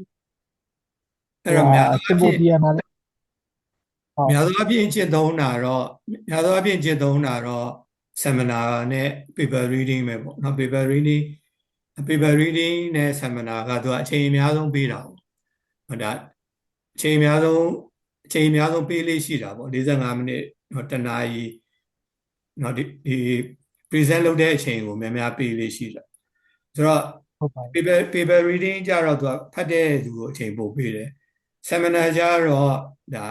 ဆွေးနွေးတဲ့သူလည်းအချိန်ပို့ရတယ်ပေါ့နော် paper reading ကြတော့ မေကိုတစ်ခုနှစ်ခုလောက်ပြီးရင်သူကဖြတ်လိုက်တာပဲမေကိုတစ်ခုနှစ်ခုလောက်မေးပြီးလို့ရှိရင်ဖြတ်လိုက်တာပဲဆိုတော့သူကဆွေးနွေးတဲ့အပိုင်းကတိတ်အချိန်မရဘူးပေါ့နော်အဲ့လိုဖြစ်တော့ဒါအစင်လာကျင်းပခဲ့တာလေနော်ဆီမီနာပုံစံကိုပဲကျင်းပခဲ့တာပါဟုတ်တယ်မလားဘာလို့စာတမ်းဖတ်ပွဲဆိုရင်နော် PhD seminar လို့ပဲကျွန်တော်တို့ပြောကြတာဒါပေမဲ့စောစောပြောသလိုပေါ့ seminar ဆိုတာဘာလဲနော် paper reading ဆိုတာဘာလဲ conference ဆိုတာဘာလဲဆိုတာကိုရှင်းရှင်းလင်းလင်းမသိထားရင်နော်အချိန်နည်းနည်းလေးပေးပြီးတော့ seminar နော် seminar လုပ်မှာလားနော်ဒါမှမဟုတ်ရင်လည်းနော်ချိန်လေးအကြာကြီးပေးပြီးတော့မှလူအများကြီးဖြစ်နေတာကိုဘယ်လိုလုပ်မလဲဆိုတော့စောစောပြောတဲ့အချက်၄ချက်ထဲမှာနော်ရည်ရွယ်ချက်နော်ဘယ်လိုရည်ရွယ်ချက်ထားမလဲနော်ရည်ရွယ်ချက်ဆိုတာကမျိုးမျိုးရှိနိုင်တယ် PhD ကျောင်းသားမှာလည်းပဲသူ့ရဲ့ရည်ရွယ်ချက်တွေမျိုးမျိုးရှိနိုင်တယ်ရည်ရွယ်ချက်ဆိုတာကဒီကောင်းစဉ်နဲ့ပတ်သက်ပြီးတော့သူကတင်ပြချင်တာလားနော်ဒါမှမဟုတ်ရင်လည်း chapter တစ်ခုကိုသူကတင်ပြချင်တာလားဒါမှမဟုတ်လို့ရှိရင်လည်းသူကနော်သူ့ရဲ့ research finding တစ်ခုကိုသူကတင်ပြချင်တာလားနော်အဲ့တော့ဘယ်ရည်ရွယ်ချက်နဲ့လုပ်မှာလဲနော်စာရန်ဘက်ပေါ်ဘယ်ရည်ရွယ်ချက်နဲ့လုပ်ပေးမှာလဲဘယ်သူတွေကိုဖိတ်မှာလဲနော်ဖိတ်တဲ့အခါမှာနော်စာရန်ပဲဖတ်ခိုင်းမလား seminar ပဲလုပ်မလားနော်အဲ့တော့ပြင်ရလူတွေပါဖိတ်ပြီးတော့ symposium လိုဟာမျိုးလုပ်မလားနော် symposium လိုဟာမျိုးဆိုရင်တော့ तू ကနော်ဒီ publication တစ်ခုတော့ရှိဖို့လိုတာပေါ့နော် publication တစ်ခုတော့ရှိဖို့လိုတယ်ဆိုတော့ဒီ PhD candidate တွေဖတ်တဲ့စာတမ်းတွေကိုကိုကနော်ကျောင်းအနေနဲ့ဌာနအနေနဲ့ publication လုပ်ပေးနိုင်သလားနော်ဆိုတော့ symposium နဲ့ conference နဲ့ကတော့ तू ကဒီ publication လိုတာ哦နော် publication လုပ်ဖို့လိုတာဆိုတော့ तू ကအချိန်နည်းရင်တော့ तू ကကြိုက်တာပေါ့ဆိုတော့ပါရဂူသင်တန်းသားကို15မိနစ်20လောက်နဲ့အချိန်ပြီးဟောအဆင်ပြေပါမလားဆိုတော့ဒါတွေကနော်စဉ်းစားရမယ့်အချက်တွေဒါပါရဂူကိုဥတည်တယ်ဆိုပေမဲ့တကယ်တော့နော်မာစတာလည်းဒီသဘောပါပဲနော်မာစတာဆိုရင်လည်းသူ့အတိုင်းအတာနဲ့သူဘယ်လောက်အချိန်ပေးမလဲနော်ဆွေးနွေးတဲ့အချိန်ကဘယ်လောက်လဲနော်အဲ့တော့ကဲဆွေးနွေးတဲ့အချိန်နဲ့စာရန်ပုံစံနဲ့ကဲဟုတ်ပြီ seminar ပုံစံပဲလုပ်လို့ရှိတာများပါတယ်နော် seminar ပုံစံလုပ်လို့ရှိတာများတော့ seminar ကိုလုပ်မယ်ဆိုရင်သူတို့ကစာရန်ကိုဘယ်လိုရေးကြမလဲသူတို့ကစာရန်ကိုဘယ်လိုရေးကြပြီးတော့စာရန်ကိုဘယ်လို present လုပ်မလဲနော်စာရန်ကိုဘယ်လိုရေးပြီးတော့စာရန်ကိုဘယ်လို present လုပ်မလဲဆိုတာကတော့နော်ကျွန်တော်နောက်တစ်ပတ်မှာဆက်ပြီးတော့ဆွေးနွေးပါမယ်နော် next Sunday ပေါ့နော် next Sunday မှာစာရန်ဖတ်ပွဲတစ်ခုမှာဘယ်လိုအင်္ဂါရက်တွေရှိသလဲနော်နောက်စာရန်ဖတ်ပွဲအမျိုးအစားစာရန်အမျိုးအစားနော်စာရန်အမျိုးအစားကိုပြောတာစာရန်ဖတ်ပွဲမဟုတ်စာရန်အမျိုးအစားတွေကဘာတွေရှိသလဲနောက်စာရန်တွေရေးတဲ့အခါမှာနော်စာရန်ရဲ့အခြေခံပုံစံကဘာတွေရှိသလဲဒါကပို့ပြီးတော့နော်အရေးကြီးပါတယ်နော်ဒုတိယနေ့မှာကျွန်တော်ပြောမယ့်ကိစ္စကနော်ပို့ပြီးတော့နော်အရေးကြီးပါတယ်နော်ဒီနေ့ကတော့ဒါမိတ်ဆက်ဒီစာရန်နဲ့ပတ်သက်ပြီးတော့နော်အကျိုးမိတ်ဆက်တဲ့သဘောမျိုးဖြစ်သွားပါတယ်စောစောပိုင်းမှာလည်းနော်ဒီအကောင့်ကစောစောပိုင်းကတော့အကောင့်ဆိုင်ရင်နဲ့နော်စိုးရိမ်စိတ်များပြီးတော့အကောင့်စမ်းတာများသွားပြီးတော့ဒီအကောင့်ဝင်ထားတဲ့ email ကလည်း2ခု3ခုဖြစ်နေတော့အကုန်လုံး online ပြဿနာဖြစ်သွားတာပေါ့ဒီမှာတော့တစ်ခုတည်းတော့ဖွင့်ထားရင်တော့ဘာမှပြဿနာမရှိဘူးနော်နှစ်ခု email 2ခုလောက်ကိုတပြိုင်တည်းတော့ဖွင့်လိုက်ပြီးတော့နော်ဒါအခုပြန်ရသွားတာကပထမဆုံးဖွင့်ထားတဲ့ email နဲ့ပြန်ရသွားတာနောက်ဖွင့်တဲ့ email